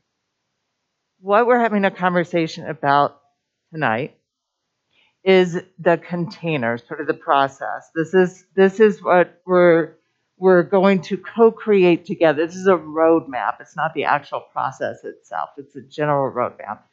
So to Stephanie's point, that second one on February 5th, that's really when we're going to, like, if I advance the slides, you're going to see what the focus is for February 5th. But before we get too far down the road, we wanted to check what's missing, what questions do you have. So I love the idea of a ecosystem sort of map, or the implications, that connecting the dots. The other is looking at other work strands, historical documents, historical plans, things like that. What are does that answer your question, Danielle, or your recommendation? Okay. What else about this process in terms of just sequencing? Okay. So do I have it? I have Glenna, it. can I just add one thing? Please. You can tell us to build a process. So the staff can sort of give you suggestions about what this can look like in terms of engagement, and then you can react to that and say, yeah, that feels right, in terms of in our director districts, we're all going to do these 3 things. And we're going to get help from staff to think about how to engage with our constituents in the portion of what we're doing with the strategic plan. And so I don't want you guys to feel like you have to sit here and as a team of 5, create the process and write it down. And we can help with that. Yeah, we can help with that and give you things to react to, and then we'll revise based on your feedback. And so because the 3 of you are so new, I just wanted to make sure you weren't sitting here thinking, oh my gosh, I have to go home and like draft up the process. We'll do that for you based on your feedback and bring you things to react to. So that's just clarification. Thank you. And there are certain foundational pieces that you all might have a perspective. Like if you're thinking about what needs to be true throughout that process as we're gathering stakeholder input, what needs to be true, what are the design principles? Examples that I put up here: transparent, complex problem. These are, by the way, I didn't make these up, and they're not related to the Jeffco School District. I pulled them off the internet. So, but they are good examples of design principles. And like anything else, if you have too many, you won't remember them. So we want to give you an opportunity to begin to think about what has to be true, what's foundational throughout this process, if what we are doing is we're setting vision value. So one might be that I heard is we need to connect the dots. We need to easily make sure that we understand the implications of those high-level decisions that we're making as a board. A couple of others. The participatory, effective solutions will be collaborative, inclusive, and developed for the people who will use them. You may be sitting like, yeah, of course, it's basic. But in absence of the actual values of the district, we want to give you an opportunity to actually articulate what is foundational in this process. So any questions about what a design principle is in relationship to this next body of work of vision value setting? Okay. So I want to give you just a few minutes to think for yourself, what might be a design principle? And you really just want to come up with one. We can brainstorm a lot of them, but for the purpose of this exercise to get us going, I'd love to give you just a few minutes just to think individually. What would be a design principle for the Board of Education as you move through this process of value vision setting or vision value setting? I'll give you about 3 minutes for that. And you can write it down. This is where I need chart paper. I would then write it and but that's okay. I have someone taking notes who's watching on television, so. I'm sorry, I'm not. No. These are examples. I'm not suggesting these be your design principles. What I'm asking is for each Board of Education member to think for yourself, what would be important? What would be foundational? What needs to be true? Using these as an example, but you can make up whatever one you want. What needs to be true about what? The process as you go about setting the vision and values for this district. Is it possible to, I want to switch to the other deck that has the timeline and full process. It can be more than one word, absolutely.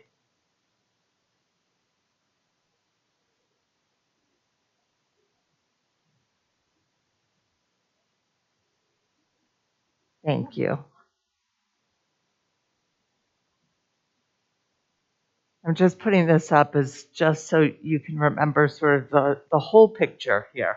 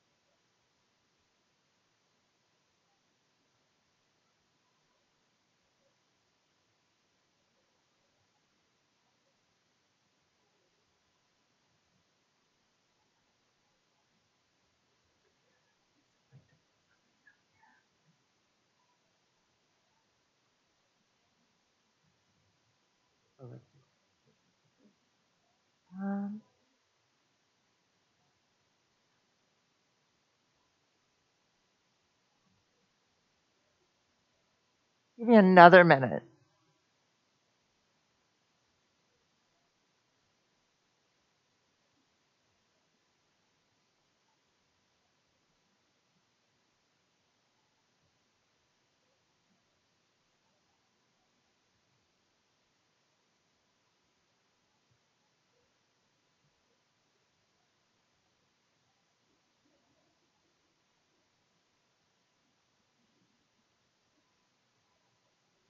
All right. Love to hear from you. Who would like to kick us off? Well, I just took what we were, I did it in the format that was up there, but, and the word may not be right, but connected, and then ... Solutions are meaningfully connected to concrete district priorities and goals. Fabulous. Very great. By the way, as you're sharing out, you want to listen for the intersection, the commonality there. You also want to listen for what's missing, right? Thank you, Stephanie. Okay. So I put connected. Solutions are meaningfully connected to concrete district priorities and goals.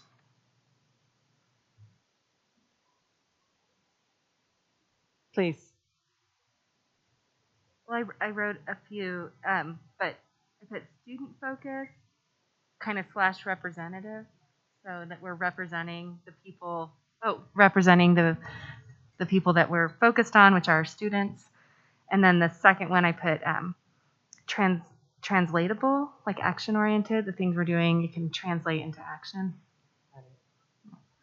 Thank you. Who else? Well, I had student focused as well. I think that's super important.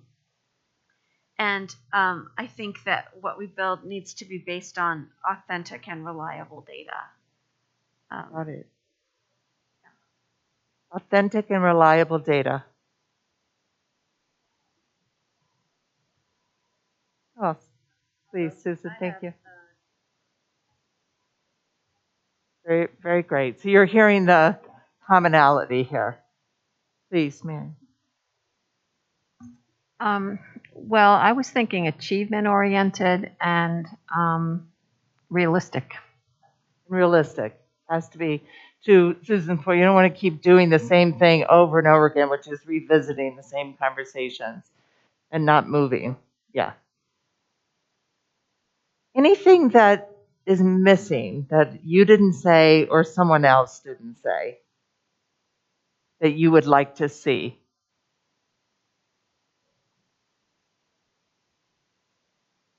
I'm not sure how this balances, but I mean, there's part of me that also wants something that is aspirational as well, that we, can ground ourselves in data-driven decision making and make sure it's student focused and make sure it's connected to meaningfully to work.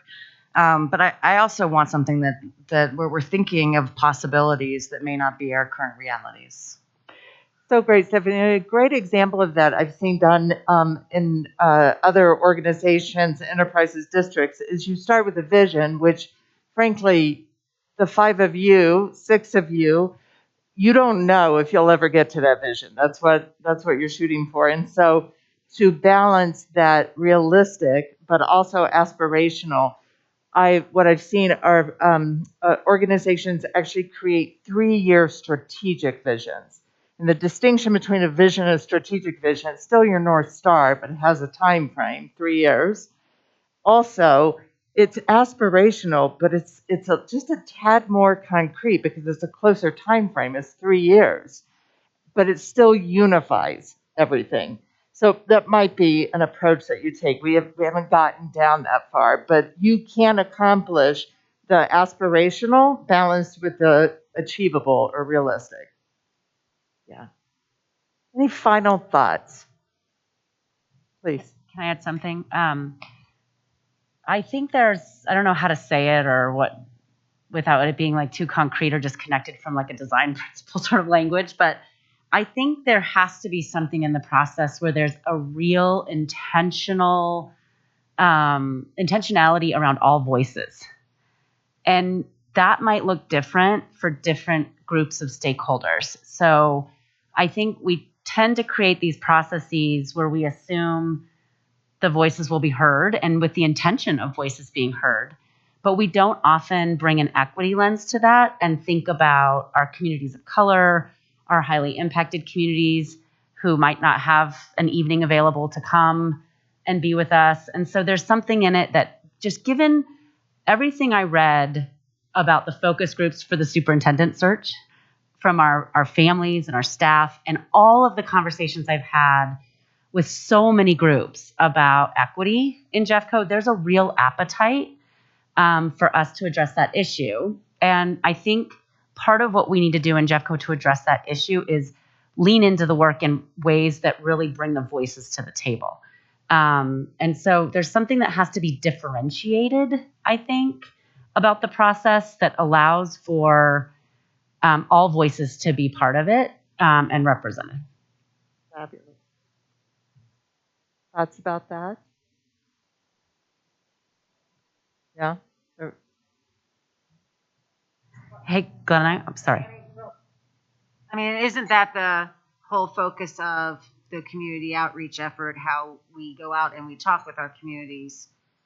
But if we're student focused, ideally, then that should be on all children, right? And so what is needed in the Arvada area or Arvada West articulation area is going to be potentially a little different than what is needed in Conifer or than what is needed in Alameda or Jefferson or, Ralston area.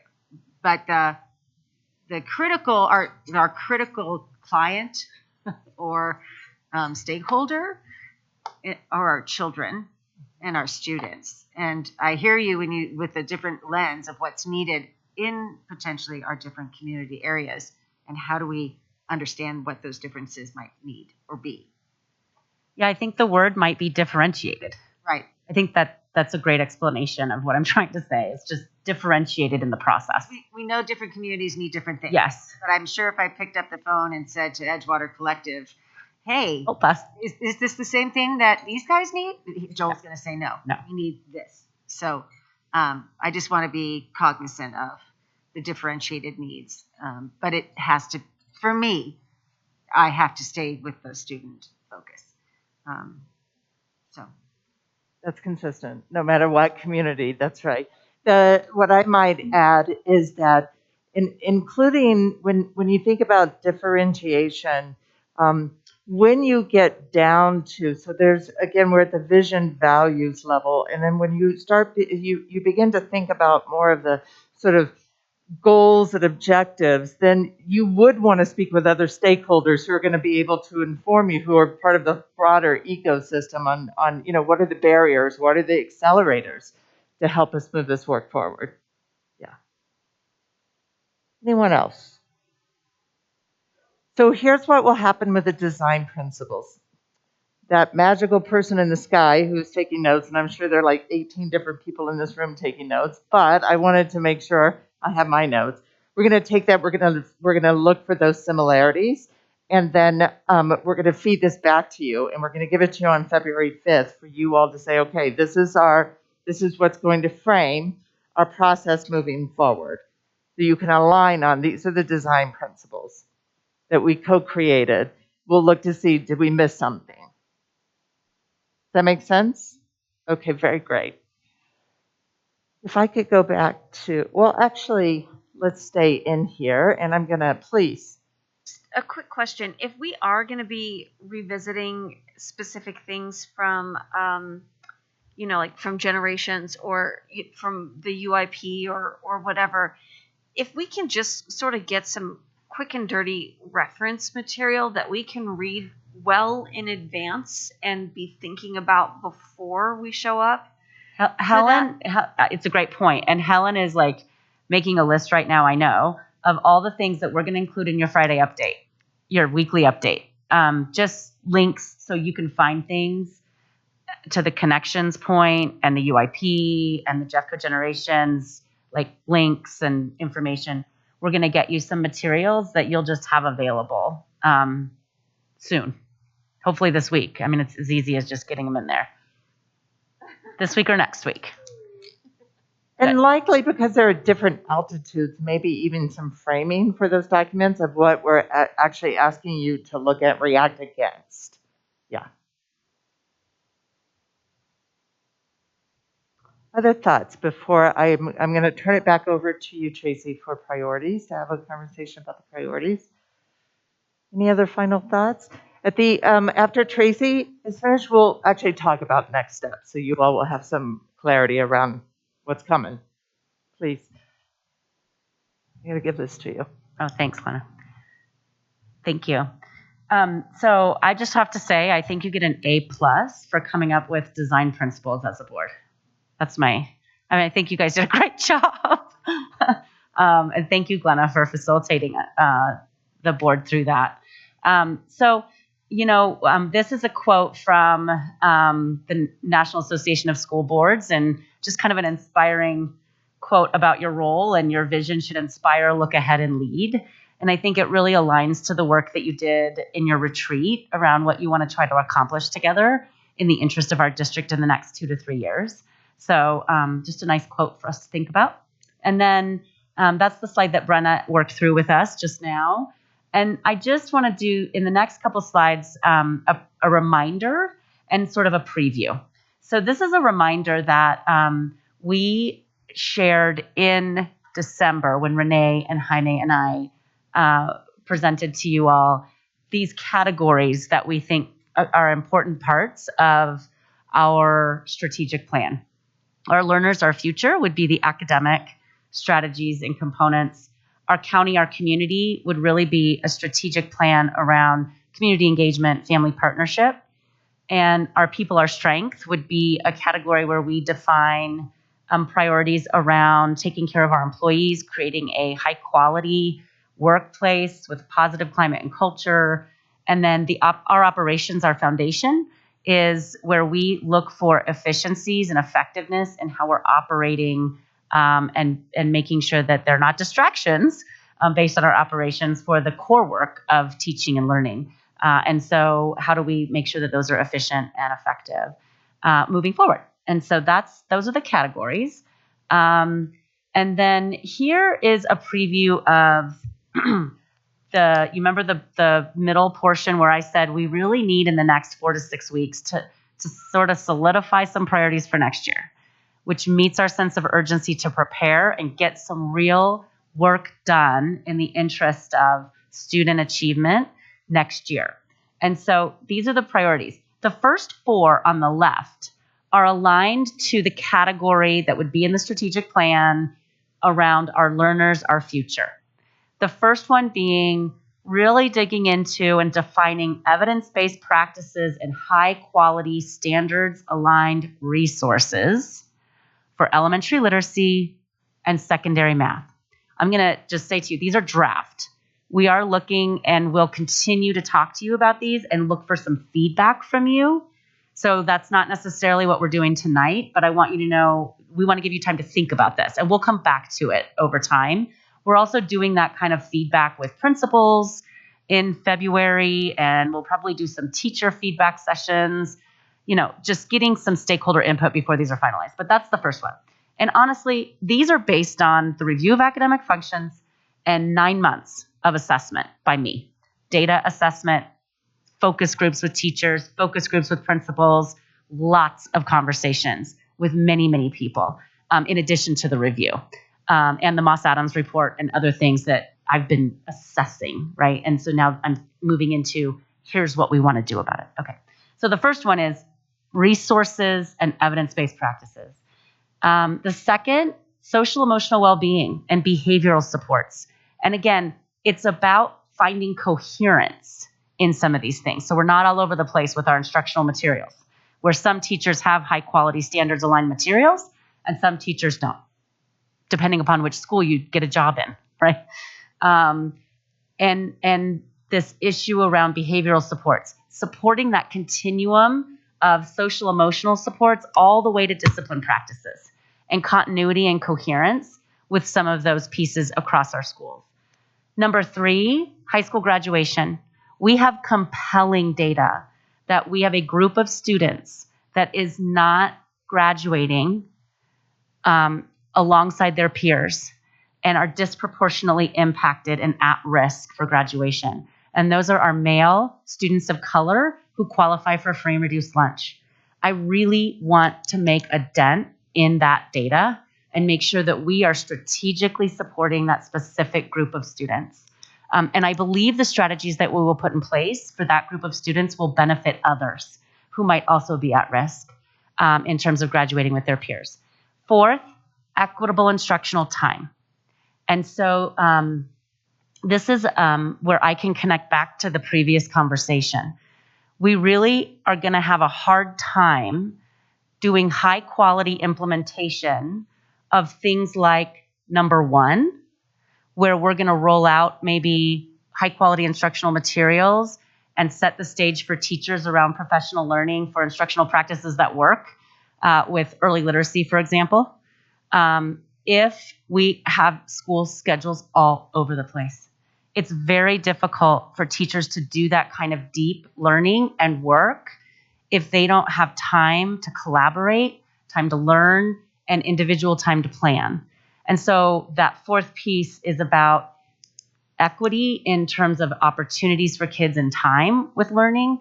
And also, I think, equity in terms of our teachers' ability to feel efficacious with some of the coherence that we want to do in our schools and find in our instructional programming. So those are the four that align next year to our learners, our future. And again, this is just for next year. And it may seem like a lot. I get that. And we are open to feedback about, is it too much? Or at least I am. But when you think about it, it's elementary literacy. It's school-wide practices in PBIS and discipline and social emotional well-being. It's a doubling down with our high school principals around a category of kids in their buildings, and it's what we talked about earlier tonight around start times, either next year or the year after, but we'll move towards next year and really get some feedback from our families about the challenges there. So hopefully that can happen sooner rather than later. So the other follow-on benefits can also be part of our planning. So those are the four, and our learners, our future. Number 5 aligns to a couple of categories: our people, our strength, and our operations, our foundation. And so we would be looking for operational efficiency and sustainability in our capital improvement plan and our future facility master plan, our financial planning, which we've talked a lot about, given that that's one of your biggest roles as a board, our employee experience, climate and culture for our staff, and really moving forward in all things we do with a data mindset and creating a strong data culture in our district. So these are the thoughts about priorities for next year. And we will find time for the board to provide more input into these alongside a lot of other stakeholders.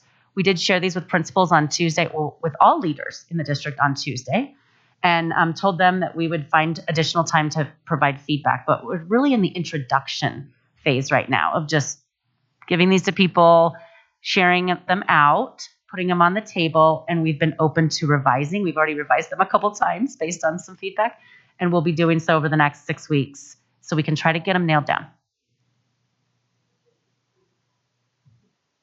Can I ask a real quick question?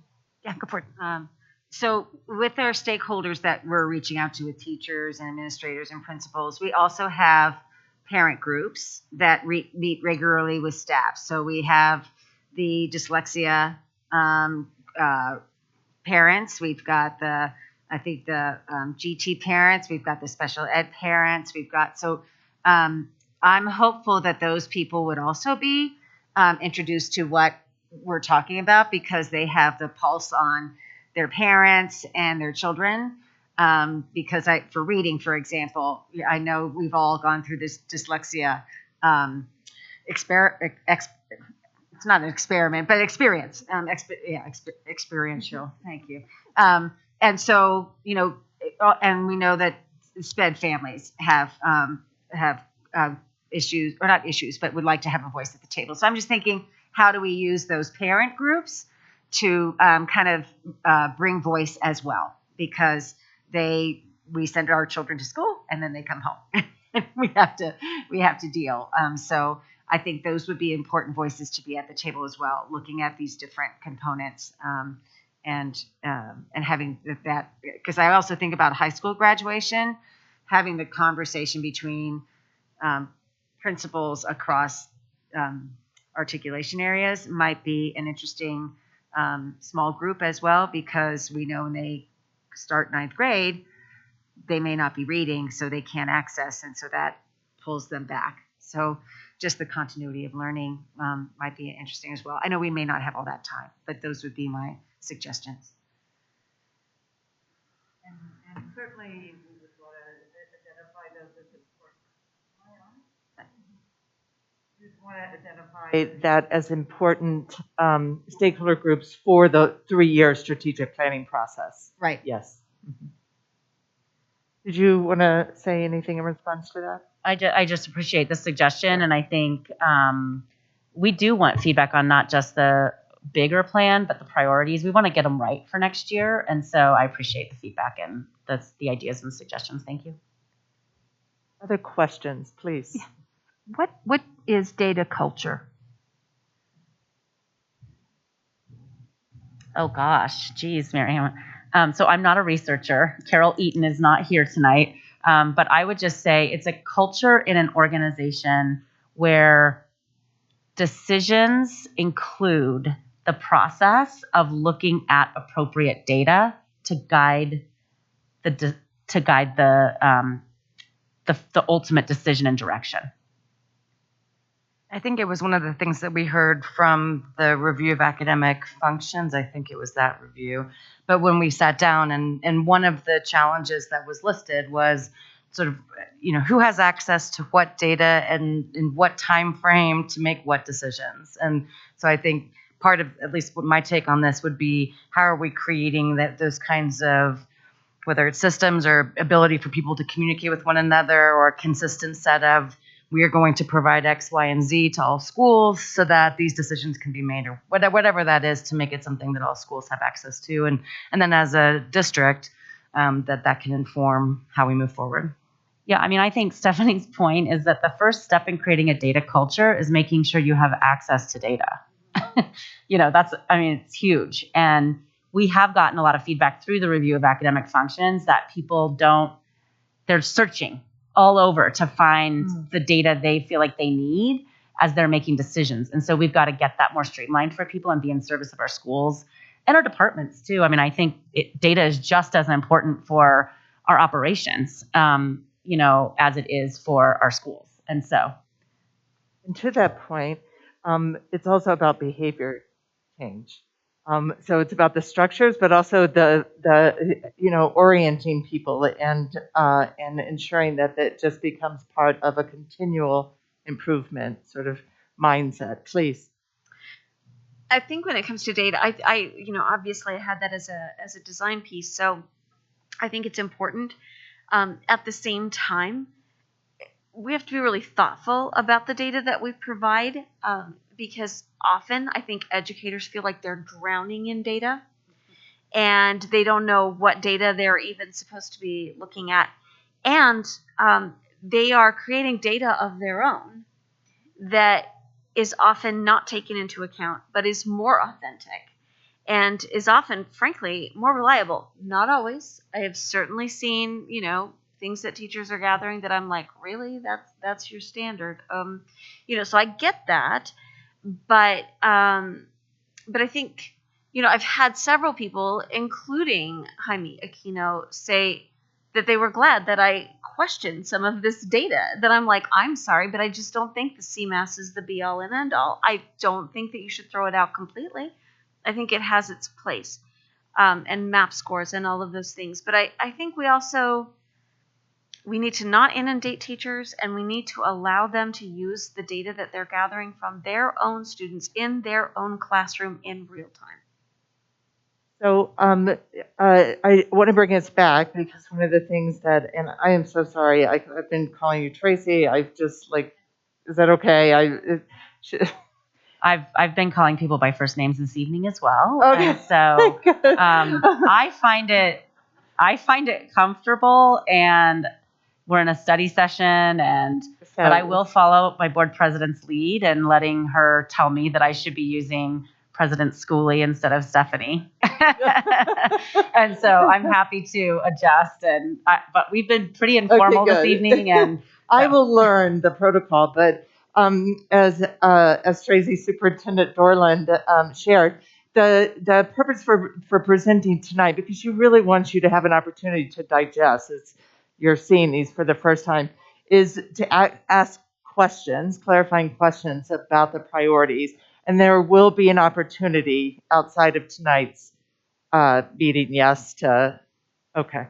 I mean, one of the things I am hopeful to do is just as we're meeting together to have further conversations about this, and then based on the board's interest, we can always have a board conversation again about them as well. I'm sure we will, obviously, before they're finalized. But I'm happy to talk a lot more about this as we have our upcoming update meetings too. Other questions?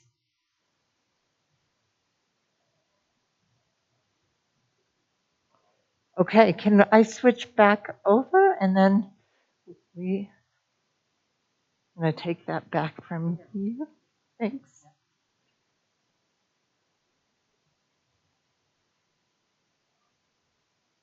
Okay. So February 5th, we have an upcoming meeting. And the purpose is the same as the purpose. So we're going to continue aligning on the process. It will be fleshed out more. This was high level. You'll have a clear understanding inside that process what your role is as a board. The outcomes for our February 5th meeting is to really create a shared understanding of that vision setting process and how that links to a policy governance framework, to your ends policy. If you remember from the timeline, that follows the sort of strategic plan so you can ensure the alignment piece. Secondly is to outline that community engagement process.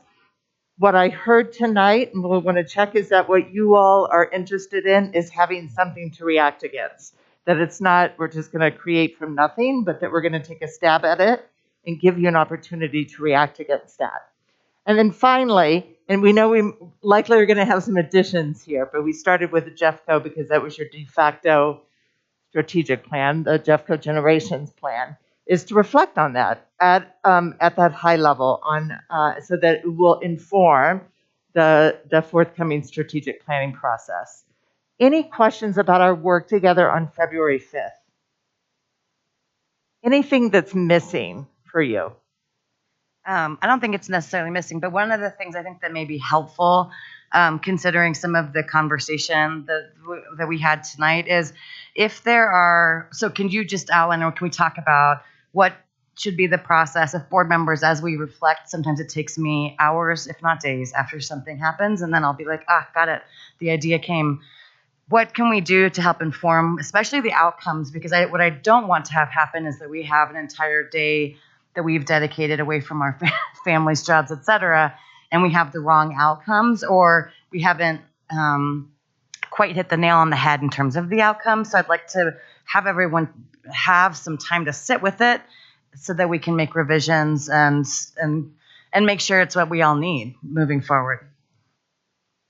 So that's fabulous. What we'll do is we'll send this out, and you all can sit with it and think about it in terms of the trajectory of where you're headed, and does this get you closer to where you're headed? So maybe we can just create a timeline. I always work better when there's something on my calendar saying, do it now or you're not doing it.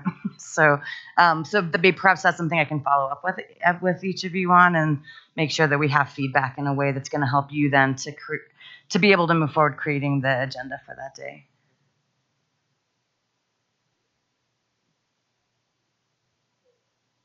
So would we have, are you asking, will we have certain documentation a week before the 5th of February? Is that what you're asking for, I'm assuming? Yeah, I think we'll have the documents prior to that. I just want to make sure everyone has a clear understanding of if something needs to be changed, when do we need to know that, so that, you know, if other folks can get everything aligned, so that when we meet together, then we all agree that that's the work we're supposed to be doing. Got it. Yeah. This is where I start from in building any kind of agenda or facilitation process is the purpose and outcome. So checking that to make sure that I'm delivering what you all need me to deliver. Yeah. So I hear Stephanie advocating for two things. One is time for you all to process these outcomes, and two is an opportunity to give feedback after you've thought about them for the 5th. And so is it fair to say that you would send Stephanie individually feedback about these outcomes? If you have any, maybe it's just, I like them, we're done, or I think one's missing, or I tweaked this one in this way. If you send that to her by like next Wednesday, because then that allows Stephanie, Glenna, myself, and others to take your feedback, share it with Glenna so she gets the outcomes right, and then she gets the process right for the day. Does that sound right? Is Wednesday a reasonable timeline for you guys? Okay. On the priorities that were just presented, so like where does that fit into this? What does that have to do with these outcomes? I just wondered because they were presented right. Can you go back to the timeline slide? I don't know. Can you switch it? Oh, thanks, Drew. Sorry. Yeah. Better coordination. It's okay. On That's okay. Yeah. He's got it here. There you go. So, and just go to slide, I think it's slide 3. Oh, we've got the clicker. Oh, did you want that one up? Or? I want the timeline. Yep. So the green box is the process that you're going through to define and set vision values, and maybe talk about your end statements as well. With the design principles that you gave us, we'll present to you a proposed process to do that. And you're going to do some of that work on the 5th when you have a retreat. When we have the retreat.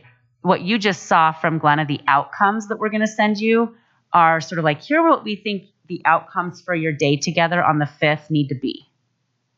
And Stephanie just wants to make sure you guys are able to see those, have time to think about them, and then give her feedback by Wednesday if you agree or want to make revisions to what you want to accomplish together as a board on the 5th. So that's in that green box. The priorities that I shared with you that we'll talk about again down the road, maybe on the 5th, maybe at a different time, but we'll make sure we get it in, which is more concrete and more sort of what we're going to do moving into next year, is that blue box in the middle. And then the strategic plan is the work that we would be doing as staff to build out a more robust 3-year plan, not just priorities for next year. And you just saw the categories for that we talked about in December. So the priorities are not meant to be based on the vision and value setting, because the priorities are already set before the vision and value setting is happening. Okay. Yeah, I mean, part of the challenge, I think that's a really fair question, Yeah, Danielle. good question. Shouldn't the priorities be based on the vision and the values? Yes, and they can be adjusted if for some reason there's a misalignment. I think it's really tricky to meet the sense of urgency while also allowing a meaningful process with stakeholder engagement as part of it. And then feel like we're actually going to be able to get something done next school year in a concrete way around more coherence and some progress. And so that's what we're trying to balance. And I think we're going to have to continue to talk about that balance as you guys move forward. I don't think that anything you set around vision, mission, values, end statements is going to be misaligned to what I have identified as priorities, because I have heard so much feedback that I think those priorities are going to resonate with a lot of people, especially those in the field who are really looking for some coherence around instructional materials, time, and supports for students who are at risk, and behavior. We've heard a lot about behavior this year. So those are just kind of like, well, these are the themes.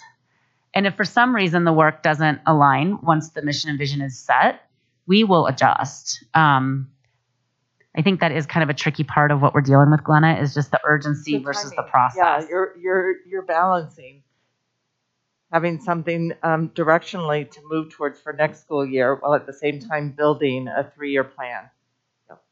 I just want to round that out. I think that reflects something that a lot of us were saying tonight, that visioning can often feel like irrelevant to the priorities and the work. And to Ms. Parker's point, it's going to be the same vision. You know, the vision's not going to change over time. So it's a little unmotivating to go into that knowing, but it's like, it's reality, I think is what we're all saying. Is it's a conversation that we have to have, but it obviously, you know, it's just kind of unmotivating. Yeah. We don't have to deal with that now. I think it just Did you sneeze? really illustrates Bless you.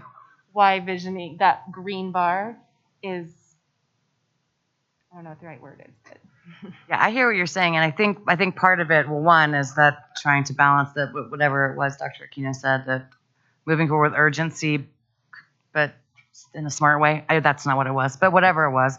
But then also the leaving space for that 2 to 3 year, some of the longer term priorities. That I think this is the starting point, or at least this is the way I see it, the starting point on that process of identifying then what are the longer term priorities for the district as a whole. I understand the point you're making. So I think it's sort of a both and. I think it's a both and I would say that it depends on how people relate to your values and your vision and or strategic vision. That the what and the how, if it's not preceded by a really compelling why, then it loses something. And so I think if you engage in a meaningful process of either affirming your current vision, refining your current vision, or creating a new vision, and if you think about that also a strategic vision that does feel a little bit more realistic and tangible because it's a 3-year time frame, but it's still aspirational.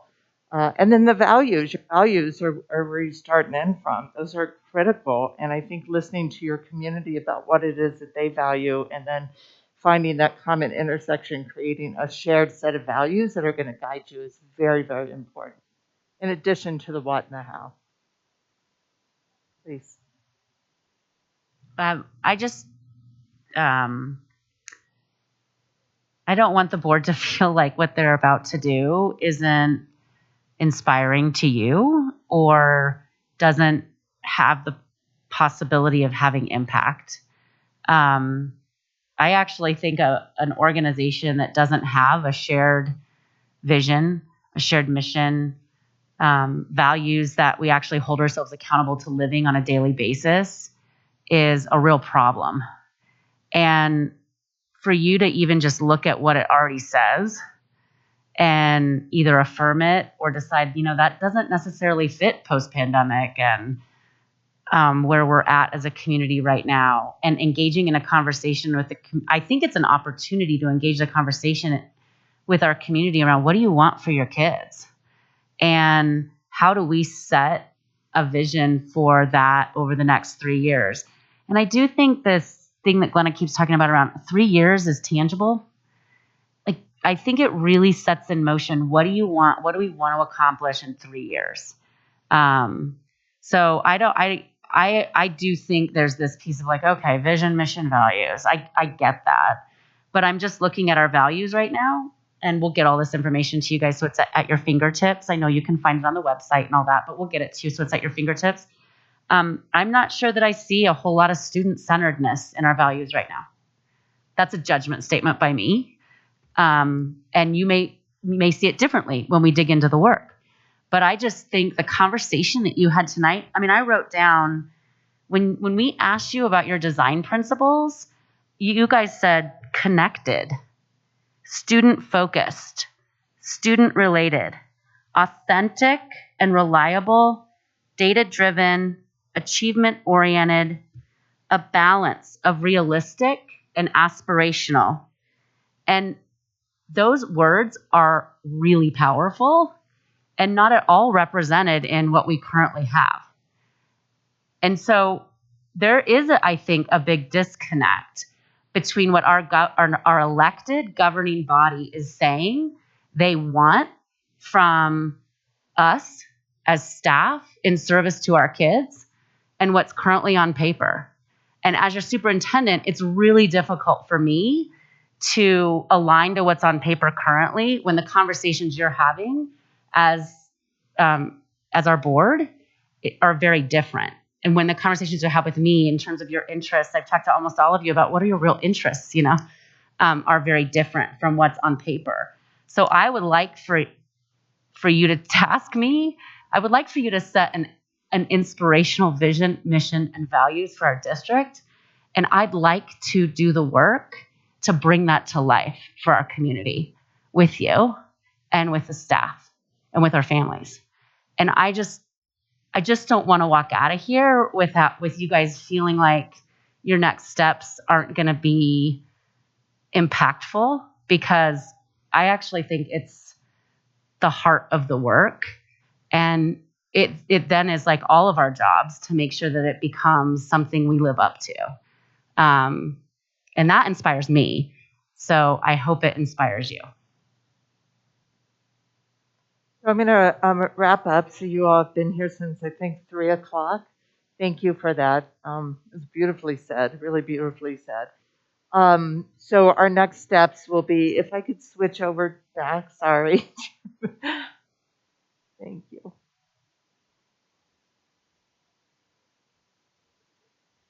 So we will get this out for you by Wednesday. We're going to ask for your input on the outcomes for February 5th. You'll have the timeline as well.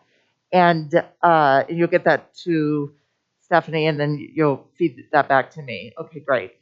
Any other next steps that we're going to be sending out some information, yes, and some sort of, here's what we're looking for in terms of how you should look at this, so you're not just getting 25 different documents that's hard to sort through. Any other next steps that I've missed as it relates to this session, not earlier?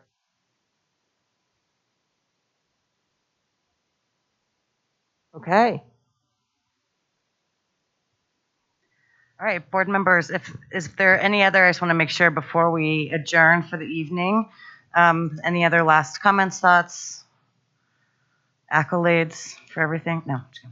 Okie dokie then. Thank you so much, Glenna. Thanks for all of your time. Thank you to all the cabinet members that are here. And this meeting is adjourned.